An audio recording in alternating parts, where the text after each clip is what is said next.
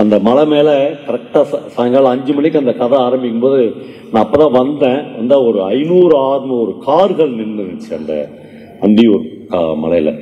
இவ்வளோ பேரோட ஒரு கதை கேட்க வந்துக்கிறாங்க அப்படின்னு தோணுச்சு. அப்புறம் கதையை ஆரம்பிக்கும் போது பயங்கரமான ஒரு மழை பெஞ்சு, அது வந்து பேய் மழை, காட்டில் மழை பெய்யுறது, அந்த வனத்தில் மழை பெஞ்சா எப்படி பெய்யுன்றதை நாங்கள் எல்லாரும் அன்றைக்கி தான் பார்த்தோம். நான் இந்த போன மாதத்துக்கு முந்தின மாதமும் 2 வெவ்வேறு நாடுகளுக்கு பயணம் போய் வந்தேன். ஒன்று வந்து லண்டனுக்கும் அயர்லாந்துக்கும் போனேன். 2 நாட்டில் இருந்து திரும்பி வருகிற போதும் இந்த நாட்டுக்கு நம்ம ஏண்டா வந்தோம்ங்கிற மனநிலையோடு தான் நான் வந்து ஃப்ளைட்டில் ஏறினேன். லண்டனுக்கு போயிட்டு வரும்போதும் அதே மனநிலை தான் இருந்தது, இலங்கைக்கு போயிட்டு வரும்போதும் அதே மனநிலை தான் இருந்தது. ஆனால் இந்த 2 மனநிலைக்கும் வெவ்வேறு காரணங்கள் இருக்கு. நல்லா இருக்கிற ஒரு ஆளு 70 வயசு ஆயிடுச்சுன்றதுனால இனிமேல் நான் வாழ விரும்பல, என்னை எடுத்துக்குங்க அப்படின்னு சொல்ல முடியுமா? எந்த நாட்டிலேயாச்சும் இது நடக்குமா என்று அம்மா பதறுகிறாள். டாக்டர்ஸ் வந்து அவர் ஒரு வேன்ல உட்கார வச்சு கூட்டின்னு போயிடுறாங்க. 3வது நாள் ஒரு மரப்பெட்டியில், மிக மிக அழகான ஒரு மரப்பெட்டியில் டாக்டருடைய சாம்பல் இந்த வீட்டுக்கு வருகிறது. அவர்கள் கொண்டு போய் வீட்டின் பின்புறத்தில் அந்த சாம்பலை 2 ஆப்பிள் மரத்திற்கு உரமாக போடுகிறார்கள். அம்மாவுக்கு வந்து இந்த அதிர்ச்சி தாங்கவே முடியல.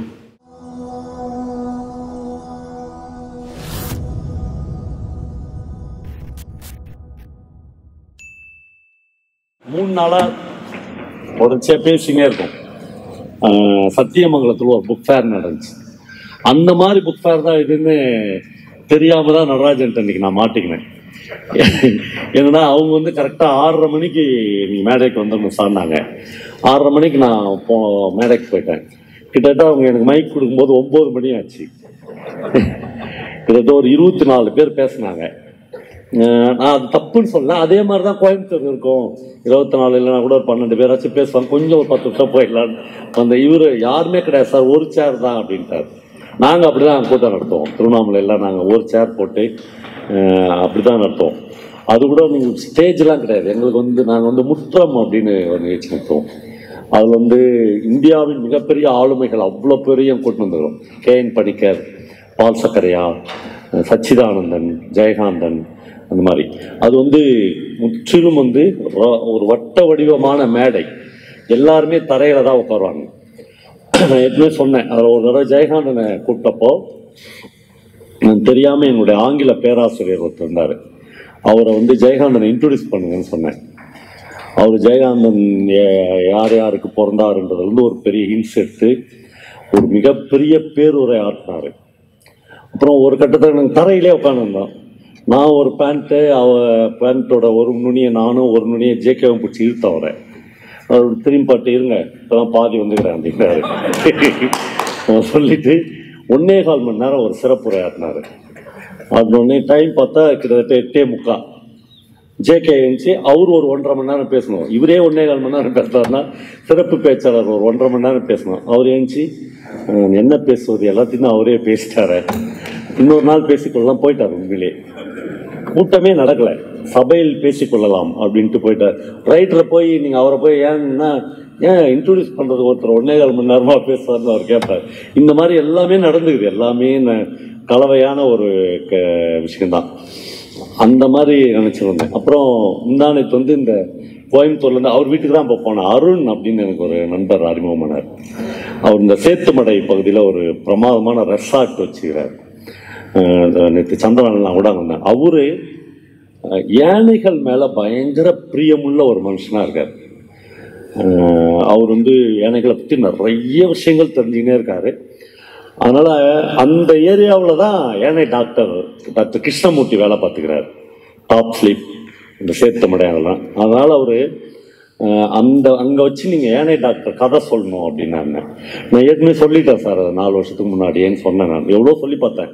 இல்லை யூடியூப்லாம் வேணாம், எங்கள் மக்களுக்கு வந்து நீங்கள் நேரடியாக வந்து யானை டாக்டர் கதையை சொல்லுங்கள் அப்படின்னு அங்கே கூட்டின்னு போய் ஒரு 200 பேர் வந்தாங்க. அவ்வளோ தூரத்தில் அந்த மலடி வாரத்துக்கு வந்து நான் அந்த கதையை அவங்களோட ஷேர் பண்ணிக்கினேன். அப்புறம் 2 விவாதங்கள் தொடர்ச்சியாக எழுத்தாளர்கள் மத்தியில் நடக்குது. என்னென்னா, எழுத்தாளர்னா கதையை எழுதிட்டானே அதையே நீ சொல்கிற அப்படி சொல்லி ஒரு எழுத்தாளனுடைய கதையை படிக்கிறத ஒரு வாசகனை நீ கெடுக்கிற அப்படின்னு ஒரு குற்றச்சாட்டு என் பேர்ல இருக்குது. உண்மையிலே அது உண்மைதானான்னு நீங்களே உங்களுக்கு கேட்டுக்கினா தெரியும். என்னன்னா, நான் வந்து கதை படிக்கிறதுன்றது ஒவ்வொரு வாசகர்களுக்கும் வேறுபடும். நான் ஒரு மாதிரியும், நடராஜன் ஒரு மாதிரியும், சந்திரன் ஒரு மாதிரி தான் ஒரு கதையை வாசிக்க முடியும். எனக்கு முக்கியம் அப்படின்னு பட்ட உடையட அவருக்கு முக்கியமா தெரியாது. வாசிக்கிறப்போ அவர் அதை ஈஸியாக கடந்து போவார். நான் ஒரு இடத்துல புத்தகத்தை மூடி வச்சுட்டு அழுவேன். ஏன்னா எனக்கு அது ரொம்ப என் லைஃப்ல நடந்த ஒரு துயரமான சம்பவத்தை வாசிக்கிற போது கொண்டு வரும். அப்படி பல்வேறு அனுபவங்களை ஒரு வாசகனுக்கு கொடுக்கக்கூடியது தான் வாசிப்பு. ஒரு ஸ்டோரி டெல்லர் அப்படின்றவன் அவனுக்கு ஏற்பட்ட அனுபவங்களை மட்டும்தான் அவன் பகிர்ந்துக்க முடியும். உங்க அனுபவம் என்னன்னு எனக்கு தெரியாது. நான் வந்து என்னுடைய அனுபவத்தை மட்டும்தான் பகிர்ந்துக்க முடியும். அப்போ ஒரு வகையில் என் அனுபவத்திற்கு நீங்கள் எல்லோரும் கட்டுப்பட வேண்டும் என்கிற ஒரு லேசான வன்முறையை என் கதை சொல்லல் மூலம் நான் நிகழ்த்துகிறேன் அப்படின்னு எனக்கு தெரியும். ஆனாலும் கதைகள் எழுதப்பட்ட காலத்திற்கு முன்பிருந்தே கதை சொல்லல்கள் நிகழ்ந்து கொண்டு வந்திருக்கிறது. ரெண்டுத்தையும் நம்ம பார்க்கணும். எல்லா காலகட்டத்திலும் உலகத்தில் எல்லா மொழிகளிலும் கதை சொல்லிகள், ஸ்டோரி டெல்லர்ஸ் வந்து இருந்து கொண்டே இருந்திருக்கிறார்கள். ஏன் அப்படின்னா, இந்த நுட்பமான வாசிப்பு என்பது நம்ம இப்போ கோயம்புத்தூரினுடைய ஒரு ஜனத்தொகை எடுத்துக்கிட்டீங்கன்னா, அதுல நம்ம இங்க வந்து ஒரு 500 பேர் 600 பேர் வந்திருக்கிறோம்னா, மீதி பேர் எல்லாம் கொடிசாக்கு வெளியே தான் இருக்காங்க, வெவ்வேறு மனநிலைகள்ல இருக்காங்க. அப்போ இவங்களுக்கு வந்து இங்க வந்திருக்கிற இந்த 600 பேர்ல கூட எவ்வளவு பேர் தீவிரமான வாசிப்புக்கு தங்களை உட்படுத்தின்னு இருக்காங்க அப்படின்னு தெரியாது. ஏன்னா நீங்க எவ்வளவு படிச்சுக்கிறீங்கன்றது உங்களுடைய உடல் மொழியில இருந்தோ, ஒருவேளை உங்களுடைய லாங்குவேஜ்ல இருந்து கண்டுபிடிச்சிடலாம். நீங்க உங்களை 5 நிமிஷம் பேச வச்சா உங்களுடைய பேச்சுல இருந்து உங்களுக்கு எவ்வளவு ரீடிங் இருக்குது அப்படின்னு கண்டுபிடிச்சிடலாம். மற்றபடி ஒரு ஆளுடைய ட்ரெஸ் கோடை வச்சோ அப்படி வச்சுலாம் ஒருத்தருடைய வாசிப்பை வந்து மிக நிச்சயமா கண்டுபிடிக்கவே முடியாது. அப்படி பல்வேறுபட்ட தளத்துல நம்ம எல்லாருமே இருக்கிறோம். அப்புறம் நாம ரொம்ப தப்பா நினைக்கிற மாதிரிலாம் இல்லை. என்னன்னா, கல்லூரி பேராசிரியர்கள், ஆசிரியர்கள், ஒயிட் காலர் ஜாப்ல இருக்கிறவங்க, ஐடியில் இருக்கிறவங்க, இவங்க எல்லாம் ரெகுலரா படிச்சிருவாங்க அப்படின்னு சொல்ல முடியாது. அவங்க பல பேர் இந்த சொன்ன கேடர்ல பல பேர் நாங்கள் படிச்சு முடிச்சிட்டோன்றாங்க. பிஎட் முடிச்சிட்டோம், எம்ஃபில் முடிச்சிட்டோம், இனிமேல் இந்த உலகத்தில் நாங்கள் படிக்கிறதுக்கு ஒண்ணுமே இல்லை அப்படின்ற பார்வையோட இருக்காங்க. அதனாலதான் இப்போ ஜெயமோகன், நான் எல்லாமே வந்து ஒரே கேடர். நாங்கள் எல்லாமே பிகாம்ல வந்து நான் 14 பேப்பர் அரியர். ஆமாம், ஜெயமோகன் வந்து அநேகமாக 12 பேப்பர் அரியர்னு நினைக்கிறேன். ஆனால் ஜெயமோகனுடைய ரைட்டிங்ஸ் வந்து இப்போ நேற்று கூட செல்வேந்திரன் பேசும்போது 1,00,000 பேஜஸ் வந்து அவர் ரைட்டிங்லேயே எழுதிக்கிறாருன்னு சொல்கிறாங்க. ரைட்டிங்லேயே 1,00,000 பேஜஸ் வந்துருக்கு. உலகத்தில் எந்த மொழிகள்ல இருந்தோ அவ்வளோ எழுதின ஒரு ரைட்டரை இல்லை அப்படின்றாங்க. ஒருவேளை இந்த புள்ளிவிவரங்கள் தப்பா கூட இருக்கலாம், ஆனா அவ்வளோ எழுதியிருக்காரு. அப்போ இவருக்கு காமர்ஸ் சொல்லி கொடுத்த டீச்சர்ஸ் அல்லது இவருக்கு தமிழ் சொல்லி கொடுத்த டீச்சர்ஸ் வந்து 10 பக்கம் கூட எழுதாதவங்களாகவும் இருக்காங்க. அப்ப இந்த எல்லா கலவையோட தான் மனித வாழ்க்கை வந்து இருக்குது. அப்புறம் இந்த எழுத்தாளனுடைய வாழ்க்கைன்றது இந்த 10 வருஷத்துல கொஞ்சம் பேரால திரும்பி பார்க்க வச்சிருக்குதுன்னு எனக்கு தோணுது. அதுக்கு முன்னாடிலாம் மிக மிக ஒரு ஜந்துவை மாதிரி தான் அவனை பார்த்தாங்க. அதாவது எதுக்குமே உருப்படலைன்னா அவன் ஜோல்னா போய் மாட்டிக்குவான், எதுக்குமே உருப்படலைன்னா அவன் கவிதை எழுதுவான், எதுக்குமே உருப்படலைன்னா அவன் கதை எழுதுவான்ற மனநிலை பொது சமூகத்துல டோட்டலா இருந்தது. நான் வரும்போது ஒரு சின்ன டெக்ஸ்ட் படித்தேன். நான் யார் மாதிரி வாழக்கூடாது அப்படின்னு நினைச்சேன்னா, என் குருநாதர் அசோகமித்திரன் மாதிரி லௌகீக வாழ்க்கையில வாழக்கூடாதுன்னு நினைக்கிறேன் அப்படின்னு சாருநிவேதா எழுதிட்டார். ஏன் எழுதிட்டார்னா, அவருக்கு டி நகர்ல அசோகமித்திரனுக்கு வந்து அந்த பஸ் ஸ்டாண்டுக்கு எதிரில் 2 கிரவுண்ட்ல இடம் இருந்துச்சு. அந்த இடத்துல அவருக்கு ஒரு சின்ன வீடு இருந்துச்சு. கடைசி வரலாம் அசோகமித்திரன் வந்து ஆஸ்துமாவுக்கு மருந்து வாங்க முடியாம கஷ்டப்பட்டுனே இருந்தார். அவருக்கு ஆஸ்துமா இருந்துச்சு. அவர் சைக்கிளில் தான் வருவார். அப்புறம் ஒரு முறை அவர் பேத்தியை கூட்டின்னு வர்றதுக்கு சைக்கிளில் வரும்போது கீழே விழுந்து அவருடைய இடுப்பு எலும்பு உடஞ்சிச்சு. ரொம்ப சிரமப்பட்டார் ட்ரீட்மெண்ட்டுக்கு, அதுக்கு இருக்கலாம். அவருடைய பையன் வேலைக்கு போய் தான் அவரை கொஞ்சம் தேத்தினார். ஆனால் கடைசி வரலாம் அசோகமித்திரனுக்கு வந்து அந்த இடத்த வித்துட்டு ஒரு வாடகை வீட்டுக்கு போயிடலாம், நாம் இருக்கிறவர்களும் ரொம்ப நிம்மதியான ஒரு வாழ்க்கையில் பொருளாதார கஷ்டங்கள் இல்லாமல் வாழலாம் அப்படின்னு அவருக்கு தோணவே இல்லை. சார்ந்து வேற எழுதுறாரு, நான் இருந்துன்னா முதல்ல அந்த வீட்டை வித்துட்டு இருப்பேன், அந்த கிரவுண்டை வித்துட்டு நான் வந்து ஒரு வாடகை வீட்டுக்கு போய் ரொம்ப சௌரியமான ஒரு வாழ்க்கையை வாழ்ந்திருப்பேன். ஆனால் அவர் வந்து அந்த வீட்டை காப்பாற்றி அவருடைய பிள்ளைக்கு கொடுத்துட்டு போனார். அப்புறம் வந்து அந்த யாரோ ஒரு பில்டர் வந்து அந்த வீட்டை எடுத்துக்கினார். ஜேகே கூட அப்படி தான் எடுத்துக்கினாங்க. ஒரு பில்டர் எடுத்து கடைசியில் அவருக்கு ஒரு ரூம், ஒரு வீடு கொடுப்பாங்க, ஒரு அப்பார்ட்மெண்ட் கொடுப்பாங்க. அந்த அப்பார்ட்மெண்ட்டில் போனால் போதுன்னு ரைட்டருக்கும் ஒரு வீடு கொடுப்பாங்க, அப்பாவுக்கும் ஒரு வீடு கொடுப்பாங்க. அந்த அறையில் போய் நான் பேசி நின்றுடுறேன் பல தடவை அசோகமித்திரன்ட்ட. பேசும்போது ஒரு 10க்கு 10 அறை அது. அந்த அறையில் நான் பேசின்னு இருக்கும்போது அவர்கிட்ட கேட்டிருக்கேன், சார் உங்கள் புஸ்தகம்லாம் எங்கே சார் வைப்பீங்க அப்படின்னு கேட்டு வச்சுருப்பேன். அப்போ அவர் சொல்கிறாரு, என்னப்பா இப்படி பேசுகிற, இதுவே பெருசு, நமக்கு இப்படி ஒரு இடம் கிடச்சிது, இதில் நம்ம புஸ்தகத்துக்கெல்லாம் இடம் கொடுக்கணும்னு நீ விரும்புகிறியா? அதனால் என் புஸ்தகத்தில் என் ஃப்ரெண்ட்ஸுக்கு கொடுத்துட்டேன், படுத்து எழுந்திருக்கிறதுக்கு உட்காந்து எழுதுறதுக்கு ஒரு இந்த 10க்கு 10 இடம் இல்லை, இது கிடைச்சா போதும்னு நினைக்கிறேன் என்று சொல்லியிருக்காரு. நீங்கள் யோசிச்சு பாருங்க, இன்னைக்கு உலகம் முழுக்க தமிழில் வந்து மாஸ்டர் ரைட்டர் அப்படின்னு படுற அசோகமித்திரன் மாதிரியான ரைட்டர்ஸ்க்கே அதிகபட்சமான லௌகிக வாழ்க்கையில் அவர்களுக்கு கிடைத்த இடம் வந்து லௌகிக லைஃப்பில் இவ்வளோதான். இது வந்து மிக கௌரவமான இடம். இந்த இடம் கூட இல்லாத நிறைய பேர் வந்து இன்னைக்கும் வந்து இப்போ இருந்துதான் இருக்காங்க. ஆனால் இந்த புத்தக கண்காட்சிகள், தொடர்ந்து நடக்கிற அறிவு இயக்கங்கள், மாவட்டந்தோறும் நடக்கிற புத்தக கண்காட்சிகள், அப்புறம் இலக்கிய திருவிழாக்கள், இப்படி மறுபடியும் இப்போதான் ரைட்டர்ஸ்லாம் கொஞ்சம் பேருக்கு தெரியுது. கலெக்டர்லாம் என்னெல்லாம் பார்த்து, சார் நீங்கள் இந்த ஊர்லேயே வாழறீங்கன்னு கேட்குறாரு. நம்மளாம் கலெக்டர் ஆஃபீஸ் கேட்டுக்கிட்ட விட போக முடியாது, உள்ளெல்லாம் அனுப்பவே மாட்டாங்க. இப்போ தான் கலெக்டர்லாம் இலக்கிய கூட்டத்துக்கு வராரு. ஐஏஎஸ் ஐபிஎஸ் படித்தவங்களாம் நம்மளாம் பார்க்குறாங்க, நம்மளாம் கருப்பாக இருக்குமா சிவப்பாக இருக்குமான்னு அவங்களுக்கு தெரியுது. இப்போ ஒரு பீரியடு மாற ஆரம்பிக்குது. இந்த பீரியடு மாற ஆரம்பிக்கும் போது இப்போ நடராஜன் சார் சொன்னார்ல, உலகம் முழுக்க ஒரு ஸ்டோரி டெல்லருக்கு வந்து இவ்வளவு கௌரவமும் இவ்வளவு புகழும் கிடைக்குது அப்படின்னு. அப்படி கிடைக்கிற ஒவ்வொரு தருணத்திலும், நான் பல முறை சொன்னேன், இங்கேயும் சொல்கிறேன், ஒவ்வொரு தருணத்திலும் நான் வந்து ஒரு மாதிரி வெட்கமும் கூச்சமும் அடைகிறேன். ஏன்னா இது எனக்கு கிடைக்க வேண்டிய பாராட்டுகள் இல்லைன்னு எனக்கு தெரியும். இந்த இந்த இந்த தகுதியும் இந்த பாராட்டுகளும் ஒரு நாள் கூட புதுமைப்பித்தனுக்கு கிடைக்கவே இல்லை. கடைசிவரிலும் வெளியில் சைக்கிள் பெல்ல பார்க்கும் போதெல்லாம் யாராவது ஒருத்தர் 100 ரூபாய் மணி ஆர்டர் அனுப்பியிருப்பானா அப்படின்னு திருவனந்தபுரத்துலேருந்து பார்த்து ஒருத்தம் கூட அனுப்பாத இறந்து போனவர் தான் புதுமைப்பித்தன். கல்கியில் வந்து அவர் ஒரு நடுவராக வச்சு ஒரு சிறுகதை போட்டி நடத்துகிறாங்க. 12 சிறுகதைகளை அவர் செலக்ட் பண்ணி கல்கி கொடுக்குறாரு. கடைசியான வாரத்தில் அப்போலாம் வந்து ரைட்டர்ஸுடைய ஃபோட்டோவே கிடைக்கும். இப்போ தான் டிசைன்லாம் பேனரில் எல்லாம் போடுறோம். இப்போ விஞ்ஞானம் வளர்ந்துச்சு. அப்படி கிடைக்கும்போது 12 ரைட்டர்ஸுடைய ஃபோட்டோவை அனுப்புங்க, அதை வந்து பிரசுரிச்சு இவங்க தான் கடைசியாக எழுதுனாங்கன்னு. ஒரு மாதத்துக்கு வந்து ஒரு மாதத்துக்கு வந்து 100 ரூபாய் சன்மானம், ஒரு வருஷத்துக்கு வந்து 1200 ரூபாய் சன்மானத்துக்காக 12 எழுத்தாளர்கள் எழுதியிருக்காங்க. புதுமைப்பித்தன் வந்து தன்னுடைய எக்ஸ்ரே ஃபிலிம் அனுப்பிச்சாருன்னு சொல்லுவாங்க. கல்வி 12 கதையை நான் தான் எழுதினேன், எனக்கு வந்து காசநோய் பாதிக்கப்பட்டிருக்குது, 12 கதையை வெவ்வேறு பெயர்களில் நான் தான் அனுப்பினேன், வேணா இந்த எக்ஸ்ரே ஃபிலிம் ஒன்னா பிரிண்ட் பண்ணிக்கங்க என்று அனுப்பினார். ஒவ்வொரு கட்டத்திலும் எழுத்தாளர் வந்து பெரிய இழிவுபடுத்தப்பட்டிருக்கிறார். இந்த பீரியட்ல அல்லது இந்த காலகட்டத்தில் ஒரு அறிவியக்கம் தேவை என்று இன்னைக்கு ஒரு பெரிய விஷயம் நடந்திருக்கு.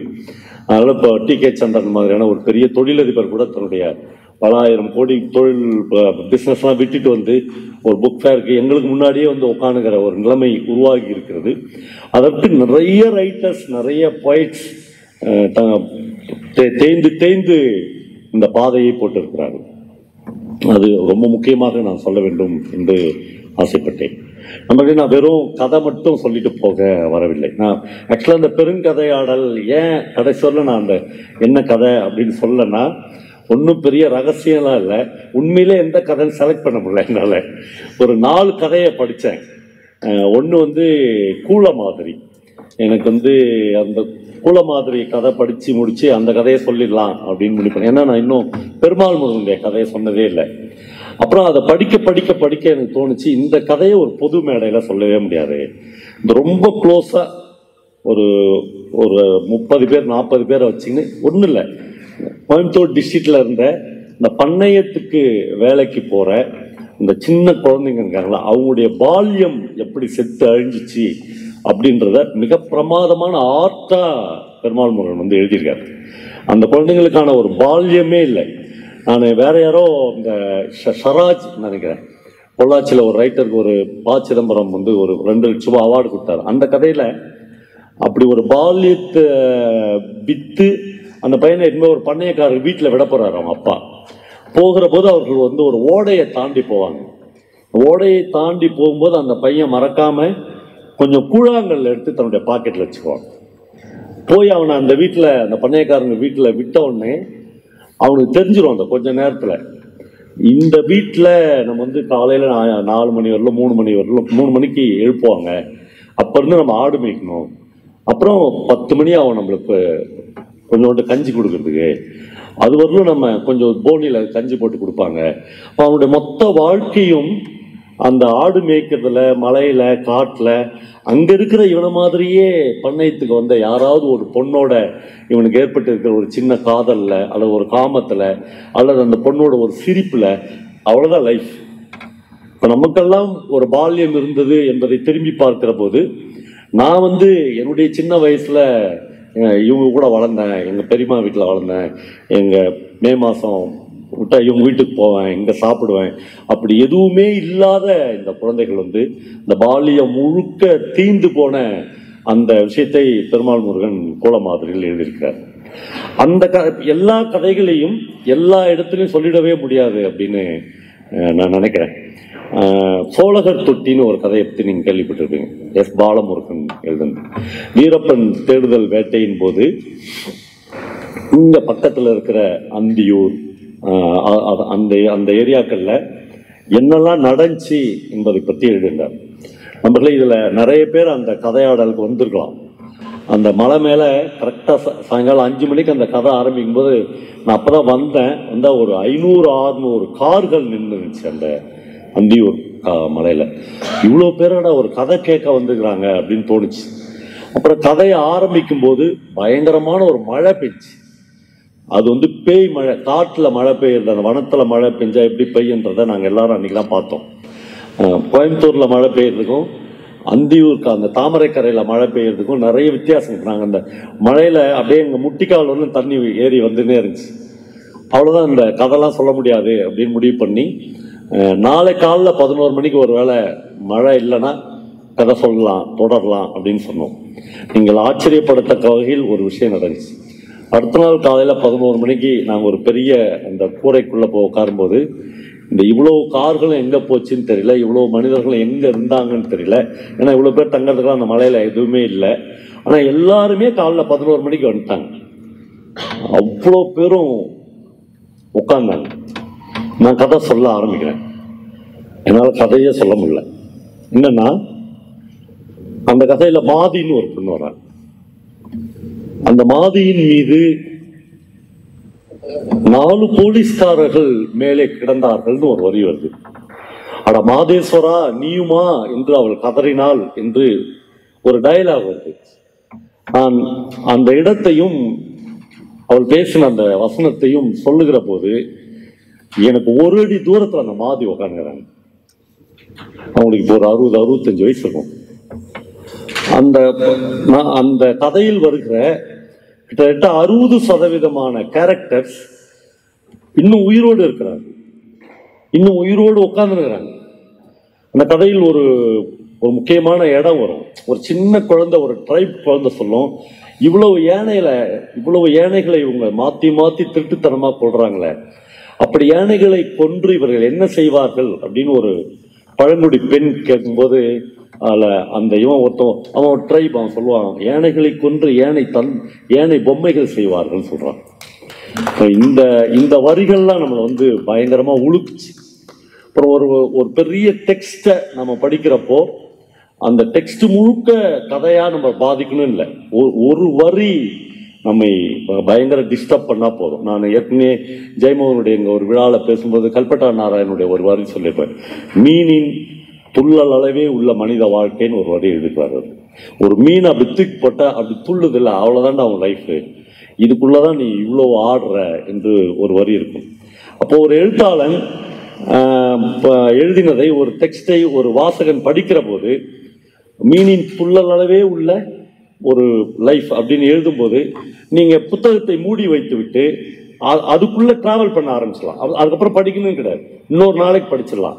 நான் கதை கேட்டல் என்பது இல்லை. நான் இப்போ உட்கார வச்சு உங்களை ஒரு அரை மணி நேரம் 3/4 மணி நேரம் ஒரு கதை கேட்டு போ என்று சொல்ல முடியும்.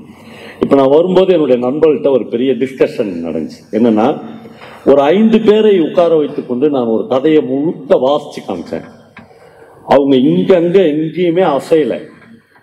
திடீர்னு எனக்கு ஏதோ ஒரு உள்ளுணர்வு சொல்லி நான் திடீர்னு ஒரு வீட்டுக்கு போறேன். அங்க ஒரு 6-7 பேர் இருக்கிறாங்க. நான் ஒரு கதை வாசித்து காமிக்கட்டுமா அப்படின்னு கேட்குறேன். சரின்னு அவங்க சொல்றாங்க. நான் மண்ணு வாசித்துனே இருக்கிறேன், அவங்க கேட்டுனே இருக்கிறாங்க. அதுலதான் ஒருத்தர் தேம்பி தேம்பி அழுகுறாரு. என்னுடைய உள்ளுணர்வு ஏதோ ஒன்று சொல்லி டக்குன்னு நான் வாசிக்கிறதை நிறுத்திட்டு, சார் நீங்க அவசரமா எங்கேயா போகணுமான்னு 2 பேரை பார்த்து கேட்குறேன். ஆமாம் சார், 7 மணிக்கு எனக்கு ஃப்ளைட்டு, 6 மணிக்குள்ள ஏர்போர்ட்டுக்கு போகலன்னா உள்ள அனுப்ப மாட்டாங்கன்னு அவர் சொல்றாரு. இப்போ ஒரு கலைஞனுடைய மனநிலை இருக்குல்ல, அது என்னன்னா, சரி போனா போ சார் ஃப்ளைட்டு, நாளைக்கு கூட போய்க்கலாம் அப்படின்னு இருக்கிறது ஒரு வகை. ஆனால் நம்ம அப்படி இருக்க மாட்டோம். ஏன்னா நம்ம 6 மணிக்கு போய் நாளை காலைல பாகிஸ்தானை பிடிச்சே ஆகணும். நம்ம வந்து அவ்வளோ பரபரப்பான ஷெட்யூல்ஸ் வச்சுக்கிறோம். ஏன் மனிதர்கள் வந்து இவ்வளோ ஷெட்யூல்ஸோடு இருக்கிறாங்க? அது திரும்பி பார்த்தா என்ன ஆகிட போகுது அப்படின்னு பார்த்தா, ஒரு பக்கத்தில் திரும்பி பார்த்தா ஒரு 60-70 வயசில் ஒன்றுமே ஆகலைன்னு தோணிருக்கணும். இப்படிலாம் ஓடனமே, ராத்திரி 5 மணிக்கு, காலைல 5 மணிக்கு எழுந்துச்சு ராத்திரி 11 மணி வரணும் கம்ப்யூட்டர் வச்சுன்னு ஃபோன் வச்சுன்னு பேசி பண்ணி என்ன பண்ணி வச்சுக்கிறேன்னா, குழந்தைங்களுக்கு கொஞ்சம் சொத்து சேர்த்து வச்சுக்கிறேன், அவ்வளோதான், நத்திங். மற்றபடி ஒன்றுமே இல்லை அப்படின்றனா ஒரு பெரிய பிளாங்க் நமக்குள்ளே ஏற்படுகிறது. அப்போ லிட்ரேச்சர் மட்டும்தான், இலக்கியம் மட்டும்தான் இதுல இருந்து அப்பப்போ நம்மளை வெளியே கொண்டு வரும். இல்லை அந்த நான் மறுபடியும் அந்த அருணை சொல்லணும்னு நினச்சேன். அவருக்கு வந்து 2 பெரிய பிஸ்னஸ் பண்ணுறாரு. 2மே கோவிட் காலங்களில் மிகப்பெரிய ஃபெயிலியர் ஆகுது. அவருக்கு ஒரு மிகப்பெரிய ஹோட்டல் இருந்துச்சு சிதம்பரத்தில். அவங்க அடையாறு ஆனந்த பவன் கேட்டாங்கன்னா அதை இடிக்க சொல்கிறாங்க. அவங்க எங்கள் டிராயிங் வேறன்றாங்க. ஒரு 60-70 ரூம்ஸோடு இருக்கிற ஹோட்டல், அது எல்லாத்தையும் இடிச்சிடுறாங்க. அவர் பொள்ளாச்சி பக்கத்தில் ஒரு இடம் வாங்கி, இது இவ்வளோ பெரிய ரெசார்ட் வேணாம், சின்னதாக கட்டலாம், எல்லாம் இதையும் இடிச்சிடுறாங்க, அதையும் இடிச்சிடுறாங்க. கரெக்டாக ஒரு எதிர்பார்க்காத நாளில் கோவிட் வந்தது. அவர் சொல்கிறாரு, அப்படியே ஒரு பைசா கூட, எல்லாத்தையும் இடிச்சிட்டாங்க சார், அப்படியே அனாதையாக நிற்கிறேன் நான், ஒரு பைசா கூட வருமானம் இல்லை, என்ன பண்ணுறது அப்படின்னா ஒரு 5 பேரை செலக்ட் பண்ணி அவங்களுடைய பேச்சு, அவங்களுடைய கவிதைகள், அவங்களுடைய கதைகளை கேட்டுனே இருந்தேன். இதெல்லாம் ஒன்றுமே இல்லைன்னு ஆயிடுச்சு. எனக்கு இன்னும் கூட இடி பார்த்துக்கலாம் அப்படின்ற நம்பிக்கையை எனக்கு லிட்ரேச்சர் கொடுத்துருச்சுன்றார். அப்போ இலக்கியம் எதெல்லாம் கொடுக்குன்னு பாருங்க. நான் வரும்போது பல்லவன் சொன்னார், என்னன்னா நான் சமீபத்தில் சென்னைக்கு போயிருந்தேன். அங்கே நான் பார்க்கறதுக்காக ஒருத்தர் வந்திருந்தார். அவர் வந்து திருப்பதி தேவஸ்தானத்தினுடைய நகை மதிப்பீட்டாளர், சாந்தகுமார் ஒரு பேர். சென்னையில் 2 பெரிய நகைக்கடை வச்சுருக்காரு. அவர் திடீர்னு வந்து எங்கள் வீட்டுக்கு வரணும் நீங்கள் அப்படின்னு கூட்டின்னு போனார். நான் அவர் வீட்டுக்கு போனேன். அவர் வந்து ஒரு மிகப்பெரிய அப்பார்ட்மெண்ட்டில் 4 பெட்ரூம் உள்ள ஒரு பெரிய அப்பார்ட்மெண்ட் வச்சுக்கிறார். அந்த அப்பார்ட்மெண்ட்டில் 12வது மாடியில் இவருடைய தம்பி சொந்த கூட பிறந்த 2 பேர் தான். இவங்க 2 பேருமே திண்டுக்கல்லேருந்து சென்னைக்கு வந்து பிஸ்னஸ் பண்ணணும்னு வந்துக்கிறாங்க. நான் எதுக்கு இதை சொல்ல விரும்புகிறேன்னா, லிட்ரேச்சர் அல்லது கதைகள்னு நம்ம நினைக்கிற விஷயங்கள் எதெல்லாம் ஒரு மனுஷனுக்கு செய்யும், அவன் வாழ்க்கையில் என்னெல்லாம் செய்யுன்றதுக்காக சொல்லுவேன். அவர் என்னை கூட்டின்னு போய் 9வது மாடியில் அவங்க வீட்டில் அவங்க ஒய்ஃப் கிட்ட இன்ட்ரடியூஸ் பண்ணுறாங்க. அவங்க ஒய்ஃப் என்னை கூட்டின்னு போய் எங்கள் பெட்ரூமில் இந்த 2 தலகாணிக்கு நடுவில் ஐபேட் வச்சு உங்கள் கதைகள்லாம் கேட்பேன் சார் அப்படின்னு சொல்கிறாங்க. 5 வருஷமாக அவங்க வீட்டில் ஒரு பஞ்சாயத்து இருக்குது. அது என்ன பஞ்சாயத்துனா, தம்பி வந்து உயிர் விடு 2 அப்பார்ட்மெண்ட் வாங்கினார் ஒரே டைமில், 2 கார், எது வாங்கினாலும் 1 வாங்கினே கிடையாது, எல்லாமே 2 வாங்கினே வராது. ஒரு நாள் தம்பி வந்து யாருடைய இதோ ஒன்று சொல்கிறாரு, அண்ணா நான் உன் நிழல்லையே வாழற மாதிரி ஒரு ஃபீல் இருக்குன்னு சொல்கிறாங்க. உன் நிழல்லையே வாழற மாதிரி இருக்குது, நான் இண்டிவிஜுவலாக ஒன்றுமே இல்லையோன்னு தோணுது, அதனால் நீ மெதுவாக எனக்கு வேண்டியதை பிரித்து கொடுத்துறேண்ணா அப்படின்னு சொல்கிறான். பிரித்து கொடுத்துரு அப்படின்ற வார்த்தையை டைரெக்டாக சொல்லலை, நீயே பார்த்து செய்யணும் சொல்றான். இவர் பயங்கரமா அதிர்ச்சி ஆயிடுறாரு. நான் உனக்கு என்னடா செய்யல, ஏன் நீ செய்யணும்னு கேட்குறான். நான் உனக்கு என்ன செய்யலை அப்படின் போது எனக்கு ஈக்குவல் ரைட்ஸ் இருக்குது இல்லை. அப்படிதான் சாத்தான் வந்து உட்காரும் ஒரு மனசுல. உடனே இவர் நீ என்ன வேணா சொல்லுப்பா, நான் அது மாதிரி செஞ்சிடறலாம் சொல்றாரு. இந்த விஷயம் ஆரம்பிச்சு 2வது நாள் காலையில கிரவுண்டுக்கு போய் ஷட்டில் கேக் விளையாண்டுக்கிறார் தம்பி. அப்படியே சுருண்டு விழுந்து ஹார்ட் அட்டாக்ல இறந்துறாரு. 2 நாளுக்கு முன்னாடிதான் இவர்கிட்ட வந்து இது மாதிரி ஒரு விஷயத்த ஆரம்பிக்கிறாரு. 2வது நாள் தம்பி இறந்துறாரு. இவர் பதட்டப்பட்டு வீட்டுக்கு போய் எல்லாம் பண்றாங்க. காலையில எங்களுக்கு இனிமேல் யார் இருக்காங்க, இந்த குடும்பத்தையே தாங்கின எங்க வீட்டுக்காரர் போயிட்டாரு அப்படின்னு ஒய்ஃப் கதறாங்க. இவர் சொல்றாரு ஒண்ணுமே இல்லை, நான் பார்த்துக்கிறேன், பிசிக்கலா தம்பி இல்லையேன்றதை தவிர குடும்பத்தை நான் விட்டுறவே மாட்டேன் அப்படின்னு அவங்கள தேத்திக்கினே வராரு. சாயங்காலம் ஆக ஆக டெத்துக்கு நிறைய பேர் வராங்க. வர அவர் என்கிட்ட இது எல்லாத்தையும் சொல்றாரு, டெத்துக்கு நிறைய பேர் வராங்க, அந்த தம்பி ஒய்ஃப் சைட்ல இருந்து நிறைய பேர் வராங்க, நான்லாம் இனிமேல் யாரை நம்பி வாழ்வேன் அப்படின்னு இந்த தம்பி ஒய்ஃபு அவங்க சொந்தக்காரங்க பக்கத்துக்கு போயிடுறாங்க, இங்கிருந்து அந்த பக்கம் போயிடுறாங்க. அப்படின்னா நீலாம் உன்னெல்லாம் நம்பி எனக்கு ஒண்ணுமே இல்லை அப்படின்னு அர்த்தம். இப்படியா? ஆனா இவருக்கு அந்த மாதிரி ஒரு துளி கூட மனசுல இல்லவே இல்லை. இப்ப கடைசியில ஒரு வேற வழியே இல்லாம ஒரு கேஸ் நடக்குது தம்பி மனைவிக்கும் இவருக்கும். இவங்க 2 சைட்ல இருந்தும் பல பேர் வந்து சாந்தகுமார்கிட்ட பேசுறாங்க. நீங்க எப்படி வாழ்ந்த குடும்பம், நீங்க போய் ஒருத்தருக்கு ஒருத்தர் கேஸ் நடந்து கூண்டில் உன் தம்பி ஒய்ஃப் வந்து உனக்கு எதிராக வந்து நின்று பேசி நீ வந்து அவங்களுக்கு எதிராக உயிரே போனாலும் யார் வந்தாலும் நான் கேஸை வாபஸ் வாங்க மாட்டேன். யாரோ சொந்தக்காரங்களாம் திண்டுக்கல் இருந்தெல்லாம் வந்து பேசுறாங்க, அவர் வந்து வாபஸே வாங்க மாட்டேன் அப்படின்னு சொல்லி. இந்த கோர்ட்டுக்கு கேஸுக்கு போறல அது ரொம்ப சுவாரஸ்யமான தகவல்லாம் எனக்கு என்னுடைய நண்பர் மின்னல் நடத்துகிறார். நான் எப்படியும் சொல்லியிருப்பாள், எழுதி கூட இருக்கேன். அவர் வந்து அவர் கூடயே ஒரு ஃப்ரெண்ட் இருக்கார் சென்னையில், அவர் சினிமாலாம் எடுத்துக்கிறார், எம்ஜிஆர் வச்சுலாம் சினிமா எடுத்துக்கிறார். அவருடைய ஃப்ரெண்டு வந்து அவரை 10,000 ரூபாய் ஏமாத்திடுறார், கூடயே இருக்கிற ஃப்ரெண்டு. இவர் சொல்றாரு, டே நீ 10,000 ரூபாய் என்னை ஏமாத்திட்ட, விடு இதெல்லாம் ஒரு விஷயமா. இவருக்கு வந்து அவன் அப்படி சொன்னது வந்து தாங்க முடியல. இவர் என்ன பண்றாரு, இவன் பேர்ல கோர்ட்ல கேஸ் போடுறாரு. அவன் வந்து கோயம்புத்தூர் போட்டு வந்துடுறான், கோயம்புத்தூர் தான் அந்த ஆளு, இவர் சென்னையில் இருக்காரு. இப்போ கோர்ட்ல ஏரிங் வருது, வாய்தா வருது. ஒரு வாய்தா வரும்போதும் இந்த கோயம்புத்தூர் ஃப்ரெண்டு மின்னலுக்கு வந்து கார்டு போடுவான், 8ஆம் தேதி காலையில எக்மோருக்கு வந்துரு, கோர்ட்டுக்கு போகணும். இவன் ட்ரெயின் ஏறி போவான். காலையில 8 மணிக்கு 6 மணிக்கு இவர் வந்து மின்னல் போய் கார் வச்சு ஒரு சின்ன பிளைமவுத் காரோ ஏதோ வச்சிருந்தாரு, போய் அவனை கூட்டின்னு போய் இவர் ரூம்ல குளிக்க வச்சு 2 பேருக்கும் டிஃபன் வாங்கி கொடுத்து 10:30 மணிக்கு இவங்க 2 பேரும் சேர்ந்து கோர்ட்டுக்கு போவாங்க. போன உடனே அவன் வந்து ஜட்ஜி வந்து இயரிங் வச்சு இன்னொரு வாய்தா சொல்றாரு. மத்தியானம் அவருக்கு வந்து பிரியாணி வாங்கி தரணும். பிரியாணிலாம் வாங்கி கொடுத்துட்டு மறுபடியும் 2 பேரும் வந்து சாயங்காலம் ட்ரெயின் ஏற்றிட்டு போயிடுவார் அவர். இப்படியாவது போது ஒரு நாளும் இவர் போகாத இருந்ததே இல்லை, ஏன்னா அவன் நண்பன்.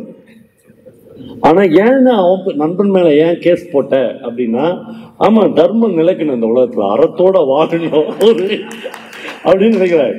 உண்மையிலே அவரே எழுதியிருக்காரு, இங்க கூட இருக்கும் அந்த புக்கு, விலகி ஓடிய கேமரா, அந்த புக்கு பேரு. கடைசியா என்ன தெரியுங்களாச்சு, 2 வருஷமோ 3 வருஷமோ கேஸ் நடந்துச்சு. அவனுக்கு தண்டனை கொடுத்துட்டாரு ஜட்ஜி. இவன் வாங்கினதெல்லாம் உண்மைதான், நீ வந்து 1 பைசா வட்டியோட அவர் காசு திருப்பி கொடுத்துடணும், இல்லைன்னா உனக்கு 6 மாசம் ஜெயில் அப்படின்ட்டாங்க. 2 பேரும் வந்து அன்னைக்கு மட்டும் அவன் பிரியாணி வேணான்ட்டான், இந்த தயிர் சாதம் போதும், குற்றம் வந்து கன்ஃபார்ம் ஆயிடுச்சு. சொன்ன உடனே சொல்றான், மின்னல் நீ தானடா எனக்கு எல்லாம் செய்கிற, ஏன் என்னை போய் கோர்ட்டில் போட்ட?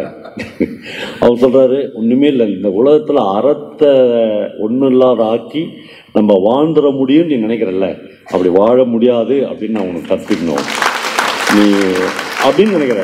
இந்த கோர்ட்ல போற விஷயங்கள் வந்து பெரிய சுவாரஸ்யமான விஷயம்லாம் இருக்கு. அப்புறம் கடைசியா அவர் வந்து ஒரு நாள் அவங்க 2 பேரும் வழக்கம் போல அந்த ஐபேடை நடுவில் வச்சு ஒரு கதை கேட்குறாங்க. அந்த கதை கேட்டு முடிக்கும் போது நைட் 1:30 மணி, சாந்தகுமாரும் அவங்க ஒய்ஃபும் 1:30 மணிக்கு அவங்க 2 பேரும் எழுந்து உட்காராங்க. 2 பேர் கண்ணில் தண்ணி கோர்த்து நிற்கிது. அது வந்து பிரபஞ்சனுடைய நான் சொன்ன ஒரு கதை, அபஸ்வரம் அந்த கதை பேர். கதையை கேட்டு 1:30 மணிக்கு 2 பேரும் அப்படி அழுதுனே உட்காராங்க. யார் 2 பேரும் பேசிக்கல. 2 பேரும் ஒரே டைம்ல ஒரு வார்த்தையை சொல்றாங்க, நாளை காலையில போய் அந்த கேஸை வாபஸ் வாங்குங்கன்னு சொல்றாங்க. வாங்கிட்டாரு. வாங்கிட்டு இப்போ தம்பி ஒய்ஃபும் குடும்பமும் அவரும் ஒரு விகல்பமும் இல்லாத அதை காமிக்கணும் தான் என்னை கூட்டிட்டு போனார் அவர் வீட்டுக்கு. இப்போ இது ஒரு தகவல். நடராஜனுக்கு தெரியுமா இல்லை, எனக்கும் பெரிய ஆசையா இருக்குது, ஒருவேளை தெரிஞ்சா சொல்லுங்க. கோயம்புத்தூர்ல இருந்து ஒரு மிகப்பெரிய தொழிலதிபர் இதே கதையை கேட்டுட்டு தன்னுடைய நிறுவனத்திலையும் தன்னுடைய குடும்பத்திலும் இருந்த 8 கேஸை ஒரே நாள் வாபஸ் வாங்கிக்கிறார். என்னன்னா அவர் விலாசம் தவறி ஜெயமோகன் வீட்டுக்கு போயிட்டுக்கிறாரு. போய் எங்க வீட்டுக்கு தான் வந்துருக்கணும் அவரு, அல்லது பிரபஞ்சன் சார் வீட்டுக்கு போயிருக்கணும். போய் ஜெயமோகன்கிட்ட சொல்லிக்கிறார், நான் 8 கேஸ் வந்தேன், இந்த ஒரு கதை கேட்டு 8 கேஸுமே வாபஸ் வாங்கிட்டேன். அப்போ ஒரு கதை கேட்டு 8 கேஸை வாபஸ் வாங்க முடியுமா சார்? ஒரு கதையை கேட்டுட்டு ராத்திரி 1:30 மணிக்கு அழுது தன்னுடைய தம்பி மனைவி மேல இருந்த கேஸை ஒரு ஆள் போய் வாபஸ் வாங்க முடியுமா? வாபஸ் வாங்க முடியும். இது கதைகள் இல்லை, இந்த வாழ்வின் மொத்த சாரத்தையும் உறிஞ்சி ஒரு ரைட்டர் நமக்கு கொடுக்குற மிகப்பெரிய வாழ்வியல் அனுபவத்தை கேட்கும்போது எத்தனை மனிதர்கள் எவ்வளோ பஞ்சாயத்து பண்ணியும் கேட்க முடியாத ஒரு விஷயத்தை சாதாரணமாக ஒரு கதை உங்களுக்குள்ளாக கடத்தி விடுகிறது. பிரபஞ்சன் அந்த கதையை எங்கிருந்து தொடங்குறாருன்னா, பலமுறை சொல்லியிருக்கிறேன் நண்பர்களே, அப்பாக்கள் வாழ்க்கையில ஒரே ஒரு முறையாச்சும் மகன்களோடு சேர்ந்து நல்லா வயசுக்கு வந்த பையன், நான் சொல்றேன் ஒரு 18-20 வயசுல அதுக்கு மேல இருக்குங்களா, அந்த வயசுல நீங்க அப்பாவோட போகவே மாட்டீங்க. ஏன்னா மிகப்பெரிய பிளவு வந்துட்டுங்க 2 பேருக்குள்ள. அவன் வளரும் போதே அப்பா தான் முதல் எதிரி அப்படின்னு தான் வளர்றான். நீ எனக்கு எதுவும் சொல்லாதன்றான் ஃபர்ஸ்ட், நீ எனக்கு எல்லாமே தெரியும் அப்படின்றான். இவர் என்ன நினைக்கிறாரு, நம்முடைய நிழல்ல தான் இந்த பையன் இருக்கணும், அப்படி தனியா போனா இவன் கெட்டுருவான் குட்டிசாரன்னு இவர் நினைக்க. இது பெரிய ஜெனரேஷன் கேப். ஆனால் இந்த அப்பாவும் மகனும் சேர்ந்து ஒரு நீண்ட வாக் போகணும், நடந்து போகணும், பைக்ல, கார்ல, ஃப்ளைட்ல, ட்ரெயின்ல, அது வேற. நடந்து நீங்க போயினே இருந்தீங்கன்னா மிக நிச்சயமாக ஒரு 90% அப்பாக்களினுடைய கைகளை உங்களை அறியாமலேயே மகன்கள் பிடிச்சுக்குவாங்க. நடந்து போவீங்க, போகும்போதே 2 பேருடைய கையும் பிணைஞ்சிரும். யாருமே உங்களுக்கு சொல்லி தரணும், டியூஷன்லாம் கிடையாது. அது ஒரு ரத்த சம்பந்தமான பிணைப்பு, அப்படி பிரிஞ்சிடும்.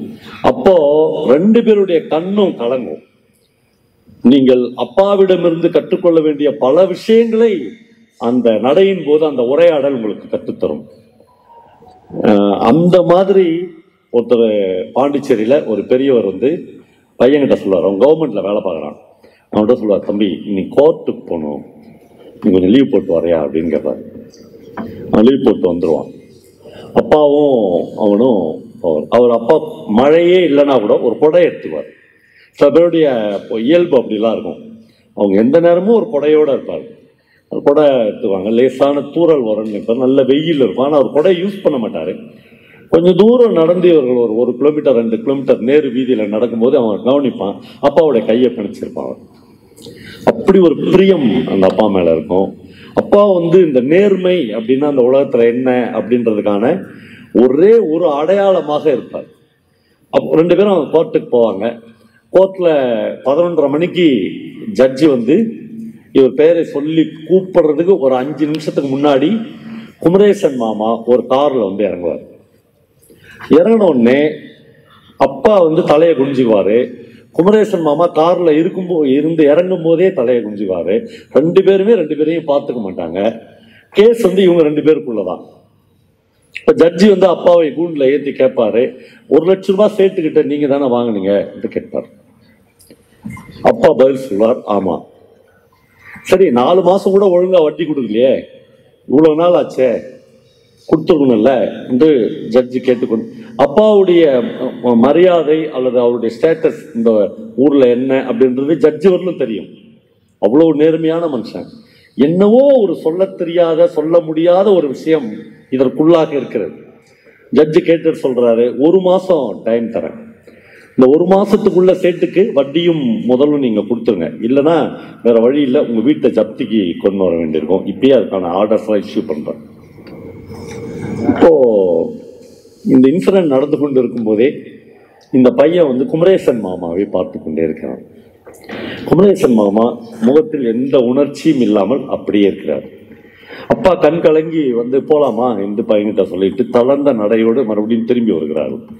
ஒரு 1:30 மணி 2 மணிக்கு திரும்பி வருகிற போது பையன் மெதுவாக கேட்குறான், அப்பா நான் அந்த காசை வாங்கவே இல்லை, குமரேசன் மாமாவுக்கு தான் வாங்கி கொடுத்தேன் அப்படின்னு நீங்க ஜட்ஜி கிட்ட சொல்லியிருக்கலாம்ல என்று கேட்கிறார். அப்பா சொல்றாரு, அதான் உண்மை என்றாலும் கூட அதுக்கு எந்த எவிடன்ஸும் இல்லை ஜுடிஷியலா. குமரேசன் ஒரு நாள் வீட்டுக்கு வந்து, இந்த குமரேசன் யாருன்னா தஞ்சாவூரில் இருந்து பஞ்சம் பிழைப்பதற்காக பாண்டிச்சேரிக்கு வந்த ஒரு குடும்பத்தை சேர்ந்தவர். அப்பாவுடைய தென்னந்தோப்புக்கு பக்கத்தில் ஒரு பெட்டிக்கடை வைத்து பிழைச்சிக்கோ என்று சொல்லி அதற்கான முதலீடும் அப்பா தான் தருகிறார். அப்படி ஒரு பெட்டிக்கடை வைத்து வியாபாரத்தில் வெறிகுண்டு இயங்கிய குமரேசன் மாமா ஒரு நாள் அப்பாவிடம் வந்து, பிரிட்டானியா பிஸ்கெட்டினுடைய ஏஜென்ட்ஷிப் எனக்கு கிடைச்சிருக்குது, அதுக்கு 1 லட்சம் ரூபாய் டெபாசிட் கட்டணும், அதனால் சேர்த்துக்கிட்ட போய் 1 லட்சம் ரூபாய் என்னுடைய சொத்து, பெருசா ஒன்றும் சொத்து இல்லை. கேட்டப்ப நீ வெளியூர்ல இருந்து பஞ்சம் பழைக்க வந்தான்பா, உனக்கு என்ன சொத்து இருக்குது, உன்னை நம்பி எப்படி கொடுக்க முடியும்னு கேட்குறான். அதனால் ஒரு ஜாயிண்டாக ஒரு ஜாமீனாக உங்க வீட்டை வந்து இப்போ நீங்க சொன்னீங்கன்னா கொடுத்துருவான் என்று வீட்டெல்லாம் கேட்கல, நீங்க சொன்னீங்கன்னா கொடுத்துருவான் என்று சொல்லுகிறார். அப்பா எப்ப சேர்த்து உன்னை நம்பலையோ, 1 லட்சம் ரூபாய்க்கு உன்னை நம்பலையோ, நீ போய் நீ இதுக்கு மேல போய் அவன்கிட்ட அப்ரோச் பண்ணாத, நான் பாத்துக்கிறேன் என்று சொல்லி அப்பா சேர்த்துக்கிட்ட போய் தன்னுடைய வீட்டை அடமானம் வச்சு 1 லட்சம் ரூபாயை வாங்கி பிரிட்டானியா பிஸ்கெட் வந்து அவருக்கு ஏஜென்ட்ஷிப் எடுத்து கொடுக்கிறார். இப்பொழுது குமரேசன் மாமா கார் வாங்கி விட்டார், 3 வீடு வாங்கி இருப்பதாக சொல்கிறார், மிகப்பெரிய இடத்துல போய்கொண்டே இருக்கிறார். ஏனோ அவருக்கு அந்த அப்பா வாங்கி கொடுத்த 1 லட்சம் ரூபாய் திருப்பி தர வேண்டும் என்று தோணவே இல்லை. ஸ்டேட் கோர்ட் வரையில் கொண்டு போயிட்டான். அப்பா மேல கேஸ் நடக்கிறது. இப்பயும் குமரேசன் மாமா அமைதியாக மட்டுமே இருக்கிறார். அப்பா திரும்பி வருகிற போது மகன்கிட்ட சொல்றாரு, என் வாழ்நாள்லாம் நான் கஷ்டப்பட்டு சம்பாரிச்சு இந்த ஒரே ஒரு வீடு தான்ப்பா, அது என் வாழ்நாள்லயே என் கண்ணதிலே போயிடுது என்றது பெரிய சோகம்தான். இந்த பையனின் கையை பிடிச்சு அழுத்துறாரு. ஆனா நீ சம்பாரிச்சுக்க மாட்டியா இன்னொரு வீடு என்று கேட்கிறார். அப்பாவுடைய நேர்மை அவனை நிலைக்குள்ளேயே வைக்கிறது. ஆனாலும் அவர்கள் 2 பேரும் அமைதியாக வருகிறார்கள். 3:30 மணி போல வீட்டுக்கு வருகிறார்கள். அம்மா வந்து ஒரு இலை போட்டு சாப்பாடு போடுறாங்க. வீட்டுக்கு முன்னாடி ஒரு கார் வந்து நிற்கிறது. காட்டிலிருந்து அந்த கார்ல இருந்து விசால மாமி இறங்கி வருகிறார். 3வது இலை போடு என்று அம்மா, தங்கச்சிக்கும் சேர்த்து ஒரு இலை போடு என்று அப்பா சொல்கிறார். இந்த வந்த மாமி வந்து குமரேசன் மாமாவுடைய மனைவி. இந்த அம்மா கண்ணீரும் கம்பளையுமாக வந்து நிற்குது. சாப்பிட வரல, உங்க கூட தனியா கொஞ்சம் பேசணும்னா என்று சொல்லுது. 2 பேரும் உள்ள போய் கொஞ்ச நேரம் பேசுகிறார்கள். பேசிக்கொண்டே அவருடைய கழுத்திலிருந்து காதிலிருந்து கையிலிருந்து நகைகளை எல்லாம் கழட்டி ஒரு டேபிள் மேல நம்ம வைக்குது. ஒரு 50-60 பவுன் தேருனா இதெல்லாம் வித்தா 1 லட்சம் ரூபாய் கொடுத்துட முடியுமான்னு எனக்கு தெரியாது. நகை என்ன விலை விற்குது, காசு எவ்வளவு மதிப்பு, எதுவும் எனக்கு தெரியாது. ஆனால் இந்த வாழ்க்கை நீங்கள் போட்ட பிச்சை என்பது மட்டும் எனக்கு தெரியும் என்று குமரேசன் மாமாவின் மனைவி சொல்கிறார். அப்பா கொஞ்ச நேரம் அந்த விசாலம் மாமியை பார்த்து விட்டு சொல்கிறார், குமரேசனை விட நீதாமா என்னை ரொம்ப அவமானப்படுத்துற, இந்த நகையெல்லாம் எடுத்து மறுபடியும் போடு என்று சொல்கிறார். அப்பாவுக்கும் அவர்களுக்கும் ஒரு வாக்குவாதம் நடக்கிறது. 2 பேரும் அழுது கொண்டே வெளியே வருகிறார்கள். வருகிற போது விசால மாமி முழு நகையும் அணிந்திருக்கிறார்கள். இதெல்லாம் நான் பார்த்துக்கிறேன், வாழ்க்கையில எல்லாமே சரியாகிவிடும் ஒரு நாள் என்று சொல்கிறார்கள். இருட்டி விடுது. இந்த டிஸ்கஷன்லாம் முடிவதுக்கு பிரபஞ்சன் அந்த கதையை முடிக்கும் போது முடிக்கிறார். அந்த காரில் ஏறுவதற்காக விசாலம் நின்று கொண்டிருக்கிறார். அப்பா பக்கத்தில் போய் நின்று ஒரு வார்த்தை சொல்கிறார், நம்ம 2 பேரும் இருட்டில் நின்று கொண்டிருக்கிறோம், நாளை காலை விடியாமலா போய்விடும் என்று அந்த கதையை பிரபஞ்சன் முடித்தார். இந்த ஒரு சின்ன மிகப்பெரிய உணர்ச்சி பிதுங்கல்கள் அல்லது எமோஷன்ஸ், சிவாஜி கணேசன் எமோஷன்ஸ் எதுவுமே அற்ற இந்த கதை நம் கண்ணுக்கு தெரிந்து யாரோ 2 பேரை பயங்கரமா டிஸ்டர்ப் பண்ணி 2 பேரை கோர்ட்ல கேஸே வேணாம், அந்த கூண்டுல போய் நிற்கவே வேண்டாம் என்று முடித்து வைத்திருக்காங்க. இப்ப கதைகள் தொடர்ந்து இந்த மாதிரியான உணர்வுகளை மனிதர்கள் மத்தியில் ஏற்படுத்தி கொண்டே இருக்கிறது. அது சொல்லுவதை கேட்டாலும் சரி, அல்லது நீங்களே வாசித்தாலும் சரி. நான் இந்த போன மாதத்துக்கு முந்தின மாதமும் 2 வெவ்வேறு நாடுகளுக்கு பயணம் போய் வந்தேன். ஒன்று வந்து லண்டனுக்கும் அயர்லாந்துக்கும் போனேன். 2 நாட்டில இருந்து திரும்பி வருகிற போதும் இந்த நாட்டுக்கு நம்ம ஏண்டா வந்தோம் என்கிற மனநிலையோடு தான் நான் வந்து ஃப்ளைட்டில் ஏறினேன். லண்டனுக்கு போயிட்டு வரும்போதும் அதே மனநிலை தான் இருந்தது, இலங்கைக்கு போயிட்டு வரும்போதும் அதே மனநிலை தான் இருந்தது. ஆனால் இந்த ரெண்டு மனநிலைக்கும் வெவ்வேறு காரணங்கள் இருந்தது. நான் லண்டனில் வந்து டாக்டர் கோகுல்லாம் போய் பார்த்தேன். அவங்களாம் என்னை கூப்பிட்டு ஒரு பெரிய நம்ம எம்பி ஆர் ஆசா கோகுல்லாம் லண்டனில் அவங்க இருந்தாங்க. எனக்கு ஒரு பெரிய ட்ரீட்லாம் கொடுத்தாங்க. என்னன்னா ஒவ்வொரு அங்குலமும் அந்த தேசத்தில் அப்படியே பணத்தால் செல்வத்தால் செதுக்கி வைக்கப்பட்ட மாதிரியான ஒரு மிகப்பெரிய பணக்கார நாடாக லண்டன் இருக்கிறது. அதை பார்த்து எந்த பிரமிப்பும் எனக்கு ஏற்படவே இல்லை. பார்க்கிற ஒவ்வொரு நிமிடமும் கோபமும் ஆத்திரமும் பொங்கிக் கொண்டது. இதெல்லாம் எங்க காசு, இதெல்லாம் இங்கிருந்து கொள்ளடிச்சுன்னு போனது. இதெல்லாம் ஆக்ஸ்போர்ட் யூனிவர்சிட்டினா ஒரு நகரமே ஆக்ஸ்போர்ட் யூனிவர்சிட்டி. கேம்பிரிட்ஜ்னா அது ஒரு 10,000 ஏக்கர் இருக்கும், அவ்வளவும் கேம்பிரிட்ஜ் யூனிவர்சிட்டி என்றான். ஆனால் இந்த உலகம் முழுக்க இருந்த நம்மை மாதிரியான நாடுகளில் இருந்து கொள்ளையடித்து கொண்டு போய் தன்னுடைய நாட்டின் கல்வியை, தன்னுடைய நாட்டின் செல்வத்தை, தன்னுடைய நாட்டின் பொருளாதாரத்தை அப்படி இன்ச்சாக செதுக்கி வைத்திருந்த அந்த காட்சியை பார்த்துவிட்டு ஒரு படைப்பாளியாக திரும்பி வருகிற போது இதெல்லாம் நம்ம கண்ணிலே பட்டிருக்கூடாது, இங்கெல்லாம் நம்ம வந்திருக்கவே கூடாது என்கிற ஒரு ஒரு ஒரு பயங்கரமான ஒரு துக்கம் எனக்கு ஏற்பட்டிருந்தது. உங்கள பல பேருக்கு தெரிந்திருக்கும், இந்த சிறைச்சாலைன்னு ஒரு படம் இருந்துச்சு ரொம்ப நாளைக்கு முன்னாடி. மோகன்லாலும் பிரபுவும் நடிச்சிருப்பாங்க. அதில் அந்த அந்த அந்த படத்தில் ஒரு முக்கியமான காட்சி இருக்கும். என்ன காட்சினா, ஒரு வெள்ளைக்கார துறை உட்காந்து, அதான் பிரிட்டிஷ்காரன், ஒவ்வொருத்தருக்கும் தண்டனை கொடுத்து அந்தமானுக்கு தீபாந்திர சிறை தண்டனை கொடுத்து கப்பலில் ஏற்றுவாங்க. அப்போ ஒருத்தன் வந்து படிக்கணும், ஒரு கிளர்க்கு அவன் வந்து படிப்பான். அவன் பேர் படுத்து பல்லவன். இவர் என்ன பண்ணாரு, ரயிலுக்கு வெடிகுண்டு வைத்தல், இவர் செஞ்ச குற்றம், இவர் எவ்வளவு நாள் தண்டனை, 14 வருடம் அப்படின்வான். உடனே பல்லவனை பிடிச்சி 4 பேர் கப்பலில் ஏற்றுவாங்க. அப்படி ஒரு காட்சி பிரமாதமா இருக்கும். அந்த காட்சி இப்படி நடந்து போதே டேபிள் போட்டு, ஒரு சின்ன டேபிள் போட்டு கடற்கரையிலேயே நடக்கும். கப்பலில் ஏற்றும் போதே ஒரு அலை வந்து இந்த ஷீட் மேல விழுந்துடும், டைப் பண்ண ஷீட்ல. அந்த சமயத்தில் இவன் அடுத்த ஆளை கூப்பிடணும். அடுத்த ஆளை கூப்பிடும்போது காத்தவராயன் அப்படின்னும் போது இவன் பார்ப்பான் தர, ஏன்னா ஷீட் அழிஞ்சிட்டு இருக்கும் தண்ணில் பட்டு. இவனை பார்ப்பான், ஆளை பார்ப்பான், இதை பார்ப்பான். இவன் பயந்துருவான். என்னன்னா இவன் வாயிலிருந்து என்ன வருதோ அதான் தண்டனை. அவன் சொல்லுவான், துறை ஒண்ணுமே இல்லை, வந்தே மாதரம் சொன்ன துறை 1 வருஷம் அப்படின்னு சொல்லுவான். என்னோட இவன் தான் சொல்ல போறான் அப்படின்றதால நான் ஒரு குற்றமும் பண்ணல, வந்தே மாதரம்னு சொன்ன துறை, அதனால 1 வருஷம் எனக்கு தண்டனை. துறை அவனை பார்ப்பான், 14 years. தண்ணியில அழிஞ்சதுனால 13 வருஷம் ஒரு மனுஷனுடைய லைஃப் ஒண்ணுமே இல்லாம. நீங்க அப்படியே விஷுவலா இதை யோசிச்சு பாருங்களேன். அப்ப இவ்வளவு குரூரமா நம்மளுடைய மனிதர்களை நடத்தினவங்க, அவங்க எவ்வளவு பெரிய ஆக்ஸ்போர்ட் யூனிவர்சிட்டி வச்சிருந்தாலும், எவ்வளவு பெரிய கேம்பிரிட்ஜ் வச்சிருந்தாலும், இதெல்லாம் எங்களை வஞ்சிச்சு பண்ணத்தான் அப்படின்ற ஒரு எண்ணம் தான் எனக்கு வந்துச்சு. அதே மாதிரி இப்ப இலங்கைக்கு போகும்போது அங்க பார்த்த காட்சிகள், 10 பேர்ல ஒருத்தர் வந்து நம்மகிட்ட ஏதாவது கொடுத்துட்டு போங்க சார் என்கிறாரு. இன்னும் இலங்கை மாதிரியான நாடுகள் வந்து முழு பலம் பெற்று எழுவதற்கு 30-40 ஆண்டுகள் குறைந்தபட்சம். கேரளா விட இப்போ பொள்ளாச்சி பக்கத்தில் இருந்தோம், அதை விட செழிப்பான நகரங்கள். ஆனால் 40 வருடம் அவர்களுக்குள்ள நடந்த அந்த உள்நாட்டு யுத்தத்தில் முழு வாழ்க்கையை இழந்து முழுக்க முழுக்க சாப்பாட்டுக்கு கஷ்டப்படுற ஒரு இடத்தில் போகிறார்.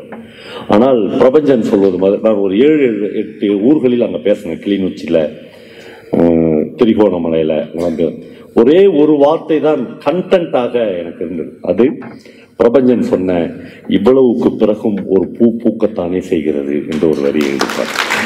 இவ்வளவுக்கு பிறகும் ஒரு பூ பூக்கத்தானே செய்கிறது என்ற ஒரு வார்த்தையை மட்டும்தான், ஒரு சொல்லை மட்டும்தான் நான் இலங்கை மக்களுக்கு என்னிடமிருந்து கொடுப்பதற்கான ஒரே ஒரு சொல்லை தான் நான் இவ்வளவு தூரம் எடுத்துக்கொண்டு போயிருந்தேன். அப்ப இந்த லண்டன் பயணமும் இலங்கை பயணமும் எனக்குள் விதைத்தது முழுக்க இந்த மாதிரியான மானுட அன்பை இந்த உலகத்துக்கு சொல் என்பதாக மட்டும்தான் எனக்கு இருந்தது. நண்பர்களே, ஒரு 40 நிமிஷம் பேசலாம் என்று வந்தேன். 2, 3 கதைகள் சொல்ல வேண்டும் என்று ஆசைப்பட்டேன். ஆனால் தொடர்ச்சியாக கதைகளாகவே சொல்லி கொண்டிருக்கேன். நேற்று என்னுடைய நண்பர்கள் இதுலேருந்து எவ்வளோ பேர் அந்த சேத்துமடைங்கிற ஊருக்கு வந்தீங்கன்னு கொஞ்சம் தெரிஞ்சுக்கலாம். நான் 2, 3 பேர் தான் வந்துருக்கீங்க, பரவாயில்ல. இல்லை, இப்போ இந்த யூடியூப் பிரச்சனையில் என்னென்னா அந்த ரிப்பீட்டேஷன் வந்துச்சுன்னா கண்டுபிடிச்சிடுவாங்க. அதனால ஆனால் நான் என்ன சொல்கிறேன்னா, கண்டுபிடிங்க, நம்ம என்ன உலகமாக குற்றமாக பண்ணிடுறோம்.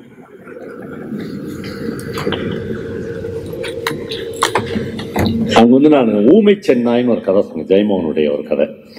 நிறைய பேர் வாசிச்சிருக்கலாம் அந்த கதையை. நானே பல ஆண்டுகளுக்கு முன்னால் வாசித்த கதை. ஒரு கதையை ஒரு எழுத்தாளர் ஒரு முறை எழுதுகிறாங்க. ஒரு ஸ்டோரி டெல்லர் ஒரு கதை சொல்லி அதை சொல்லுகிற போது திருப்பி திருப்பி சொல்லுகிற போது அதனுடைய வெவ்வேறு வெர்ஷனை சொல்கிறான். நான் அந்த கதையை அங்கே 1.25 மணி நேரம் சொன்னேன். நான் அந்த கதையை இங்கே 5 நிமிஷத்தில் சொல்ல போகிறேன். ஒரே கதை தான், அவ்வளவு டிஸ்கிரைப் பண்ணி 1.25 மணி நேரம் அதை ஒரு பெருங்கதையாடலாக அங்கே நிகழ்த்த முடிந்தது. இங்கே அந்த கதையை 5 நிமிடத்தில் என்னால் சொல்ல முடியும்.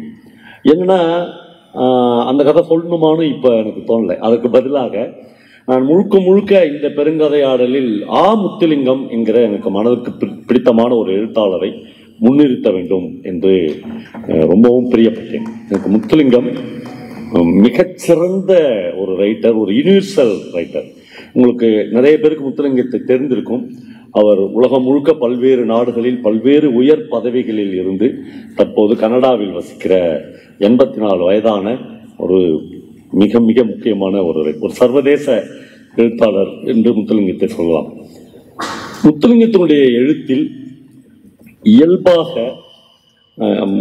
பல எழுத்தாளர்களுக்கு கிட்டாத ஒரு நகைச்சுவை உணர்ச்சி அவருடைய எழுத்தில் எல்லா கதைகளிலும் இருப்பதை பார்க்கலாம். அதே மாதிரி இதுவரை நாம் சொன்ன விஷயத்தையே மறுபடியும் சொல்வதற்கு ஒரு எழுத்தாளன் தேவையில்லை. ஏற்கனவே ஒரு ரைட்டர் சொல்லிட்டாங்க, அல்லது ஏற்கனவே ஒரு புத்தகத்தில் நாம் அதை படிச்சிட்டோம். ஒரு எழுத்தாளன் ஒரு புதிய விஷயத்தை, அதனுடைய தர்க்கத்தை மானுடத்தின் முன் வைக்க வேண்டும். அது பல நாட்கள் அவனை டிஸ்டர்ப் பண்ண வேண்டும், அவனை அதில் விவாதிக்க வைக்க வேண்டும், அதற்குள்ளாக அமிழ்ந்து போக வைக்க வேண்டும், அதற்குள்ளாக கரைந்து போக வைக்க வேண்டும். என்னுடைய நண்பர் அருண் இந்த கதையினுடைய அவுட்லைன் கேட்டுதான் அப்படி தேம்பி தேம்பி அழுதார். இந்த கதையை எங்கிருந்து முத்துலிங்கம் ஆரம்பிக்கிறார் என்றால், இந்த கதையில் இலங்கையிலிருந்து புறப்பட்டு ஸ்வீடன் நாட்டின் தலைநகரான ஸ்டாக்ஹோமுக்கு ஒரு 64-65 வயது மதிப்புள்ள ஒரு அம்மா பயணம் போகிறார். இதுதான் கதை. இந்த கதையின் கடைசி வரி வரையிலும் அந்த அம்மாவுக்கு ஒரு பெயர் இல்லை. ஏனென்றால் அந்த அம்மா தான் ஸ்டோரி டெல்லர், அவங்க தான் கதை சொல்கிறார்கள். நான் இலங்கை திரிகோணமலையின் சர்வதேச விமான நிலையத்தில் நானே விமானம் ஏறி ஸ்வீடன் தலைநகரான ஸ்டாக்ஹோமில் போய் இறங்குகிற அளவுக்கு எனக்கு தைரியம் வந்திருக்கிறது என்று அந்த அம்மா எழுதுகிறார்கள். 20 வருடங்களுக்கு முன்னால் தன்னுடைய ஒரே மகனை மீசை கூட அரும்பாக அவனுடைய 15வது வயதில் கொழும்பு விமான நிலையத்தில் தான் விமானம் ஏற்ற வந்தபோது அவன் விமானத்தில் ஏறாமல் அம்மாவையே கட்டிப்பிடித்து கொண்டு நான் போல என்று அழுத அந்த மகனுடைய முகமும் அவனுடைய கண்களும் இப்பொழுது அந்த அம்மாவுக்கு ஞாபகம் வருகிறது. இப்பொழுது தன்னுடைய மகனுக்கு 35 வயது. தன்னுடைய ஒரே மகன் இல்லாமலேயே இலங்கையில் அந்த அம்மா 20 வருடம் வாழ்ந்திருக்கிறார். தன்னுடைய மகனுக்கு தான் அர்ஜுன் என்று பெயர் வைத்தது அவளுக்கு ஞாபகம் இருக்கிறது. தொடர்ச்சியாக இந்த கடந்த 5 வருடத்தில் மகனிடமிருந்து தொலைபேசியிலும் கடிதங்களிலும், அம்மா நீ அங்கன இருந்து என்ன பண்ண போற, எங்களோட வந்துரு, எங்க கூட இரு என்று வாஞ்சையான கடிதங்கள் வந்து கொண்டே இருக்கிறது. பிடிவாதமாக சில பெற்றோர்கள் நீ அங்க இருப்பா, எங்க வாழ்க்கை இங்கதான் என்று அப்படியே இருந்துருவாங்க. ஆனா இந்த அம்மாவுக்கு ஒரு கட்டத்தில் ஏன் நம்ம போய் மகன் மருமகள் பேரனோடு ஏன் இருக்கக்கூடாது என்று ஃப்ளைட் ஏறி போய்விடுகிறார். ஃப்ளைட்ல போய் ஸ்டாக்ஹோம் விமான நிலையத்தில் அவளை இறக்கிவிட்ட பிறகு பார்த்தால் அந்த பயங்கரமான கும்பல்ல தன்னுடைய பையனை எப்படி அடையாளம் கண்டுபிடிக்கிறது, ஒருவேளை தன் பையன் வராத போயிட்டான்னா நம்ம என்ன ஆவறது, இப்படி பல்வேறு மனநிலைகளில் குழம்பி போய் 4 தடவை 5 தடவை அவருடைய சூட்கேஸ் இந்த ட்ராலியிலேருந்து கீழே விழுது. ஒவ்வொரு தடவையும் எடுத்துன்னு போறா. எங்க அவங்க பையனே தெரியல, எங்கடா போன மகனே என்று அவள் கேட்கிற போது அம்மா என்ற ஒரு தமிழ் குரல் கேட்கிறது. அந்த பையன் ஓடி வரான். ஓடி வந்து அந்த அவ்வளோ பேரும் பார்க்கிற போதே தன்னுடைய அம்மாவை அப்படியே தூக்கிக்கிறான், அவனுக்கு மேல தூக்கி நிறுத்துறான். அவள் முதலில் 15-20 ஆண்டுகளுக்கு முன்னால் தன்னுடைய மகனை எப்படி பார்த்தாலோ அப்படி பார்க்கிறாள். அதை விட பயங்கரமாக அவன் வளர்ந்திருக்கிறான், நல்ல சதை போட்டு இருக்கிறான். அவன் கண்களை பார்க்கிறான், அதே கண்கள் தான் அவனுக்கு வாய்ப்பிருக்கிறான். அவன் வந்து அப்படி பார்க்கறாங்க ரெண்டு பேரும். அந்த காட்சியை உலகில் வேற எந்த எழுத்தாளனாலும் எழுத முடியாது. 20 வருடங்களாக இந்த அணைப்புக்காகத்தான் மகனே நான் உயிரோடு இருந்திருக்கிறேன். எங்கள் நாட்டில் எல்லா சூழ்நிலைகளும் தப்பி தப்பி இந்த ஒரு ஸ்பரிசத்துக்காக மட்டுமே ஸ்டாக்ஹோம் வரையிலும் வந்திருக்கிறேன் என்கிற சொல்லப்படாத பல செய்திகள் அவருடைய இதயத்தில் மோதுகிறது. அப்புறம்தான் அவர் திரும்பி பார்க்கிறாள். இந்த உலகின் பேரழகியாக சினிமாவில் நடிக்கக்கூடிய, ஆங்கில சினிமாவில் நடிக்கக்கூடிய அழகு பொருந்திய ஒரு பெண் பக்கத்தில் நிற்கிறாள். அவள்தான் இவருடைய மருமகள். பையன் இன்ட்ரோடியூஸ் பண்றான், ஸ்டென்கா என்று சொல்கிறான். ஒரு ஸ்வீடிஷ் பெண்ணை அவன் திருமணம் செய்திருக்கிறான். அப்புறம் உலக கொள்ளை அழகோடு அவனுக்கு ஒரு பையன், அவங்க ரெண்டு பேருக்கும் ஒரு பையன் இருக்கிறான். 6 வயசு அந்த பையனுக்கு. அவனுக்கு என்னவோ ஒரு இங்கிலீஷ் பேர் சொல்கிறார்கள், அம்மாவுக்கு அதெல்லாம். ஆனால் அந்த பையன் முதல் வார்த்தையிலேயே பாட்டியை பார்த்து முர்மு என்று அழைக்கிறான். முர்மு, பாட்டி, அம்மாச்சி எப்படி சொன்னாலும் குழந்தைகள் அது பிரியத்தின் அளவுகோல் தான். அப்படியே வாரி அணைச்சுக்கிறார் இந்த அம்மா.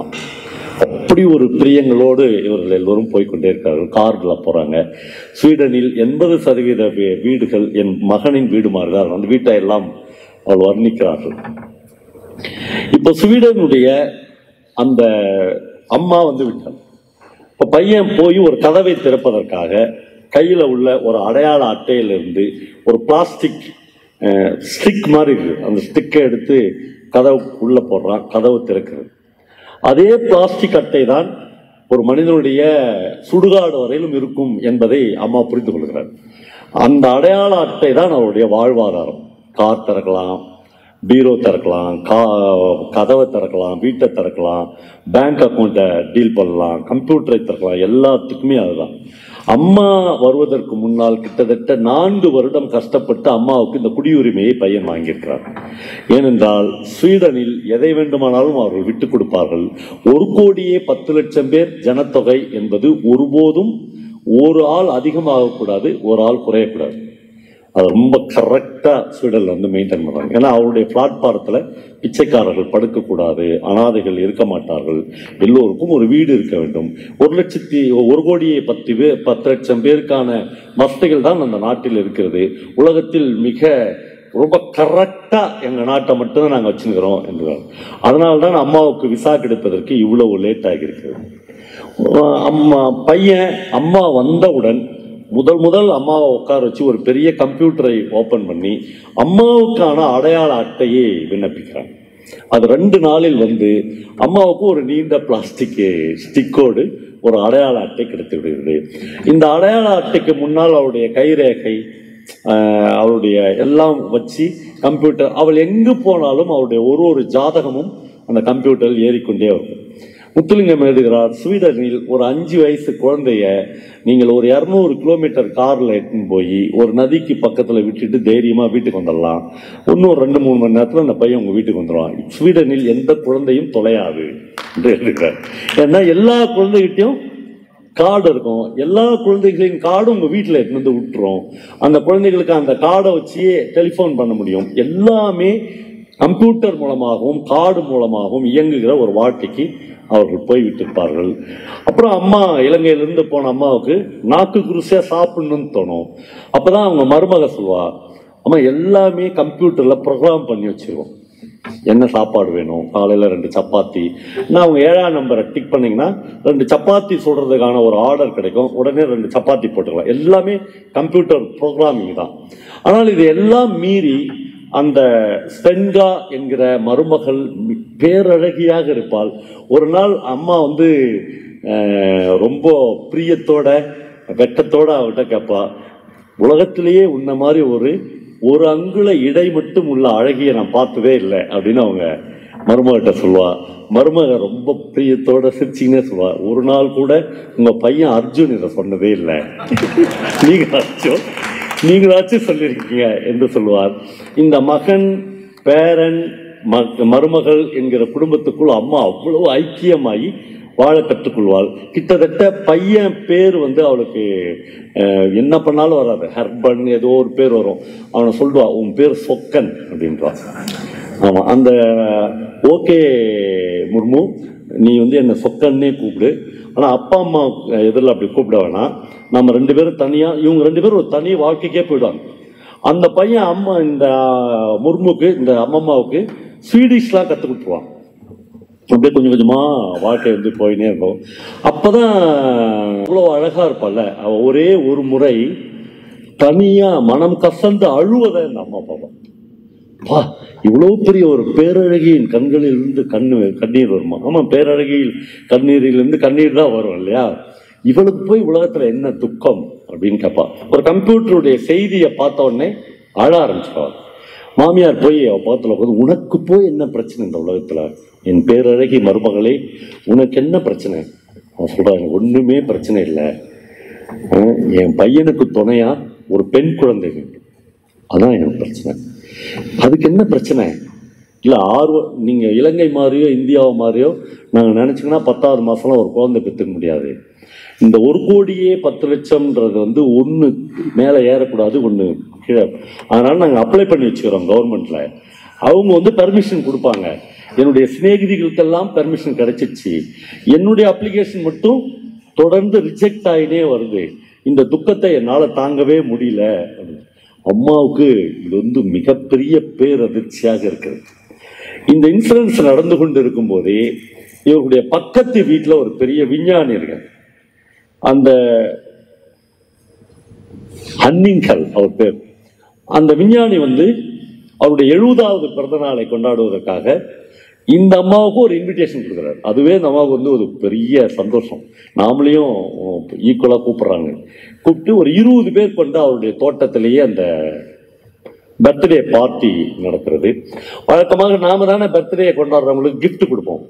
ஆனால் அந்த விஞ்ஞானி எல்லாருக்கும் ஒரு பிரமாதமான கிஃப்ட் கொடுக்குறாரு. இந்த அம்மாவுக்கு ஒரு பழைய காலத்து மன்னருடைய ஒரு நாணயத்தை கொடுக்குறாரு. அந்த நாணயத்துக்கு விலை மதிப்பே இல்லை அப்படிலாம் சொல்றாங்க. எல்லாம் முடிச்சுட்டு இந்த மாதிரி ஒரு சின்ன மைக் இருக்கு. அந்த விஞ்ஞானி ஒரு சிற்றுரை ஆற்றுவதற்காக அந்த மைக் முன்னாடி வராரு. அவர் சொல்றாரு, எனக்கு 70 வயசு இன்னோட நிறையுது. மிக ஆரோக்கியமான வாழ்க்கையில் மிக சந்தோஷமாக என் வாழ்க்கையை நான் நடத்திருக்கிறேன். நான் எழுதின தீசிஸ் ஸ்வீடனில் இருக்கிற பல பல்கலைக்கழகங்களில் பாடமாக வைத்திருக்கிறார்கள். சந்தோஷமும் பெருமிதமும் அன்பும் பிரியமும் நிறைந்த ஒரு வாழ்க்கையை நான் வாழ்ந்திருக்கிறேன். துரோகமும் குரோதமும் நிறைந்த எந்த வாழ்க்கையும் நல்ல வேளை எனக்கு வாய்க்கவில்லை. 70 வயதுக்கு மேல் இந்த உலகத்தில் எனக்கு வாழ்ந்து இனிமேல் என்ன ஆகப் போகிறது என்று தோன்றி என்னுடைய அரசாங்கத்துக்கு என்னை கருணை கொலையில் எடுத்துக்கொள்ளுங்கள் என்று நான் விண்ணப்பித்திருக்கிறேன். இதோ இந்த விழா முடிந்தவுடன் 2 டாக்டர்ஸ் வந்திருக்கிறார்கள், அவர்கள் என்னை அழைத்து கொண்டு போய் விடுவார்கள் என்று சொல்லுகிறார். இப்படிலாம் ஒன்று இருக்குன்னா நான் அந்த விழாவுக்கே போயிருக்க மாட்டேனே என்று அம்மா பதறுகிறாள். நல்லா இருக்கிற ஒரு ஆள் 70 வயசு ஆயிடுச்சுன்றதுனால இனிமேல் நான் வாழ விரும்பல, என்னை எடுத்துக்குங்க அப்படின்னு சொல்ல முடியுமா? எந்த நாட்டிலையாச்சும் இது நடக்குமா என்று அம்மா பதறுகிறாள். டாக்டர்ஸ் அவர் ஒரு வேனில் உட்கார வச்சு கூட்டின்னு போயிடுறாங்க. 3வது நாள் ஒரு மரப்பெட்டியில், மிக மிக அழகான ஒரு மரப்பெட்டியில் டாக்டருடைய சாம்பல் இந்த வீட்டுக்கு வருகிறது. அவர்கள் கொண்டு போய் வீட்டின் பின்புறத்தில் அந்த சாம்பலை 2 ஆப்பிள் மரத்திற்கு உரமாக போடுகிறார்கள். அம்மாவுக்கு இந்த அதிர்ச்சியை தாங்கவே முடியல. என்னடா நடக்குது இந்த உலகத்தில்? ஒரு 70 வயசு நல்ல ஆரோக்கியமாக இருக்கிற மனுஷன் இப்போ இந்த இன்சிடென்ட் நடந்த அன்றைக்கு கம்ப்யூட்டரில் இருந்து டாக்டருடைய இந்த விஞ்ஞானியினுடைய பெயர் நீக்கப்படுகிறது.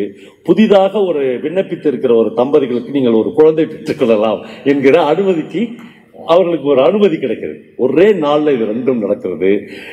இந்த கல்ச்சுரல் அதிர்ச்சியை தாங்க முடியாமல் இந்த தாய் இருக்கிறாள்.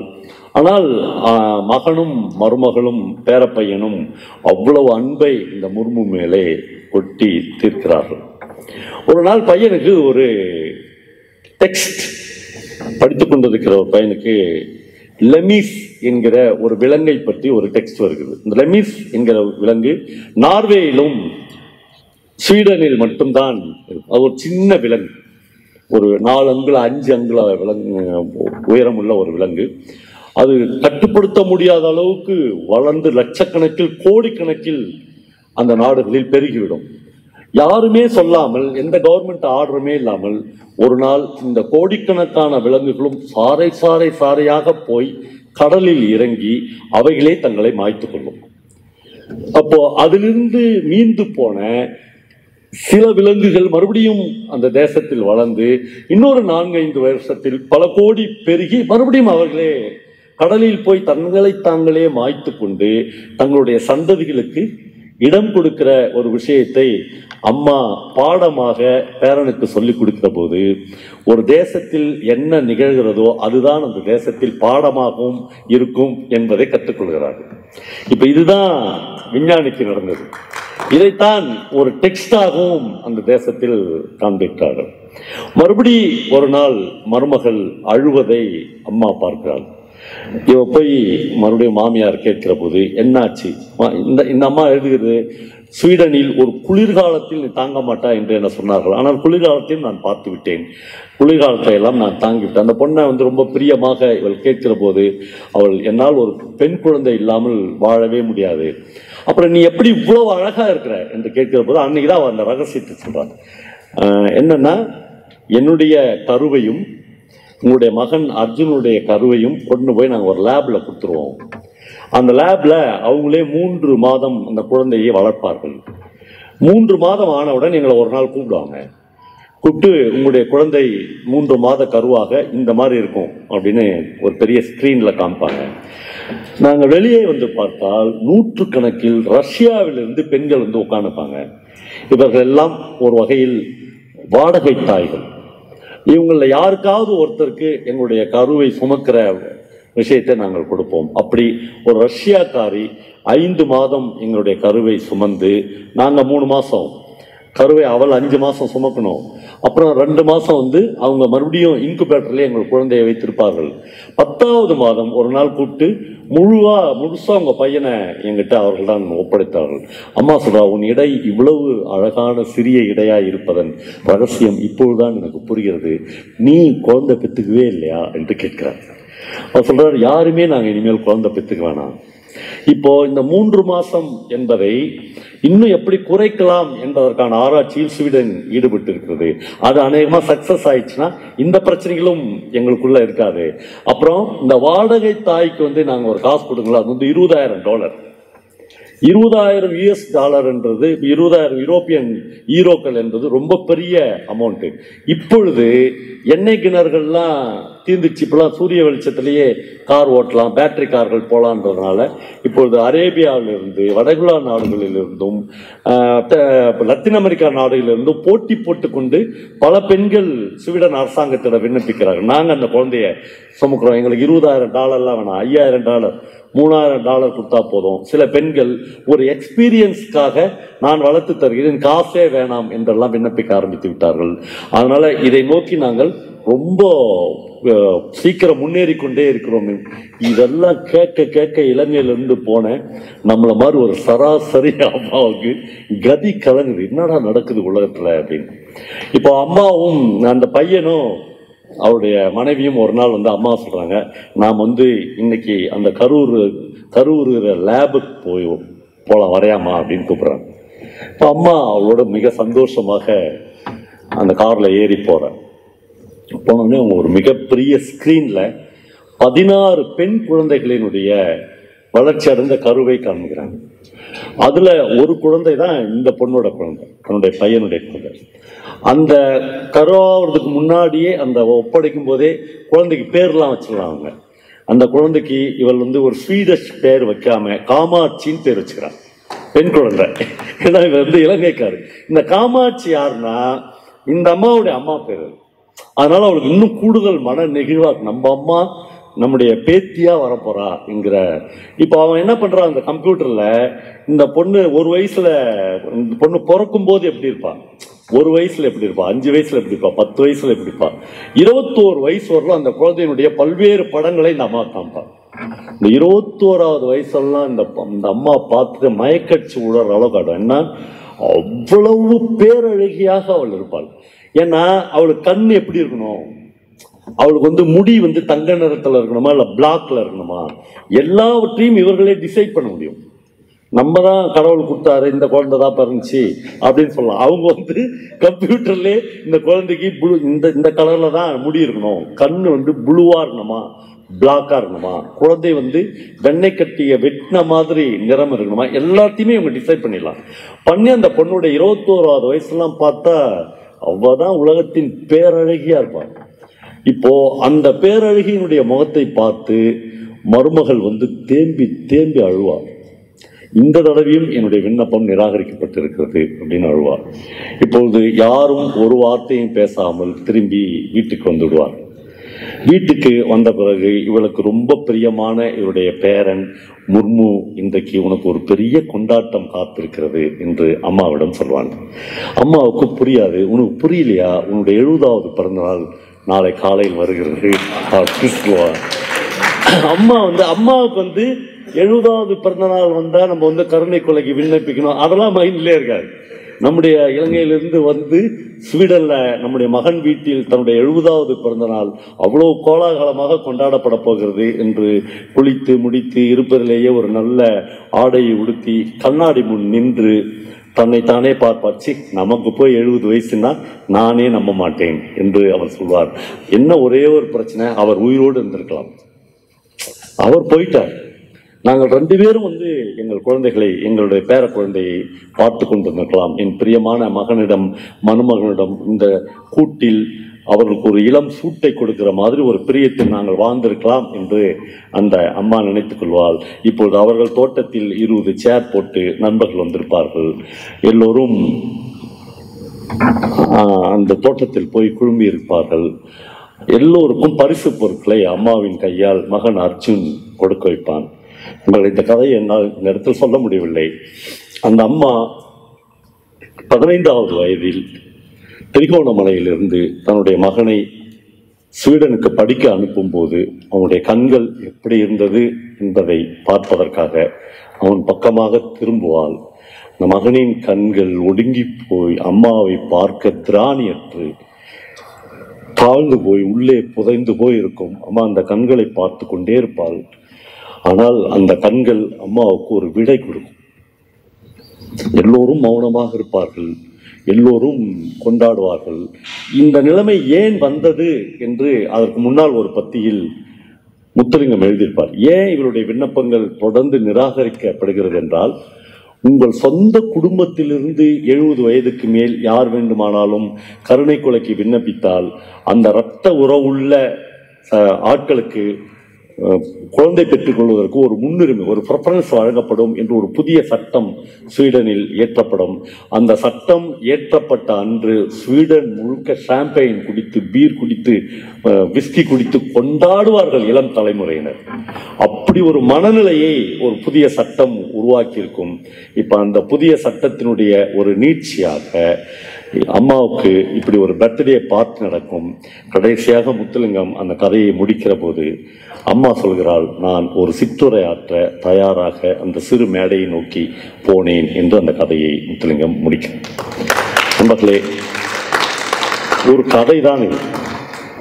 ஒரு விஞ்ஞான வளர்ச்சியில் இப்படியெல்லாம் நடக்க சாத்தியக்கூறுகள் இருக்கிறது என்பதை பாதி ஃபிக்ஷன், பாதி இவருடைய இலங்கை வாழ்க்கை, பாதி ஸ்வீடன் மாதிரியான ஒரு வாழ்க்கையிலிருந்து இவர் எடுத்துக்கொண்ட கரு, இதை எல்லாவற்றையும் கலந்து ஒரு புனைவை நம் முன்னால் வைக்கிறார். ஒரு புனைவு என்பதை படிப்பதற்கு முன்னாலும், ஒரு புனைவை படித்ததற்கு பின்னாலும் ஒரு வாசகனுடைய மனநிலை என்பது ஒரு கொந்தளிப்புக்கு உள்ளாக வேண்டும், அல்லது அமைதியாகிவிட வேண்டும், அல்லது கழுவி முடித்த ஒரு பச்சிளம் குழந்தையை மாதிரி எதுவுமற்ற நிச்சலனமாக மாறிவிட வேண்டும். அவ்வளவு பெரிய ஒரு வேதி வித்தையை செய்யக்கூடியதாக எப்பொழுதும் இந்த உலகத்தில் ஒரே ஒரு விஷயம்தான் இருக்கிறது, அது வாசிப்பு. அதற்காகத்தான் இந்த புத்தக கண்காட்சி, அதற்காகத்தான் இவ்வளவு ஆட்கள், அதற்காகத்தான் இவ்வளவு உழைப்பு. அந்த வாசிப்பை உங்கள் இல்லங்களுக்கு எடுத்து போங்க என்றுதான் இவ்வளவு பேர் பேசிக்கொண்டே இருக்கிறோம். வாசிப்பற்ற ஒரு உலகம் கிட்டத்தட்ட ஒரு சுடுகாடுக்கு சமமான இடமாக இருக்கிறது.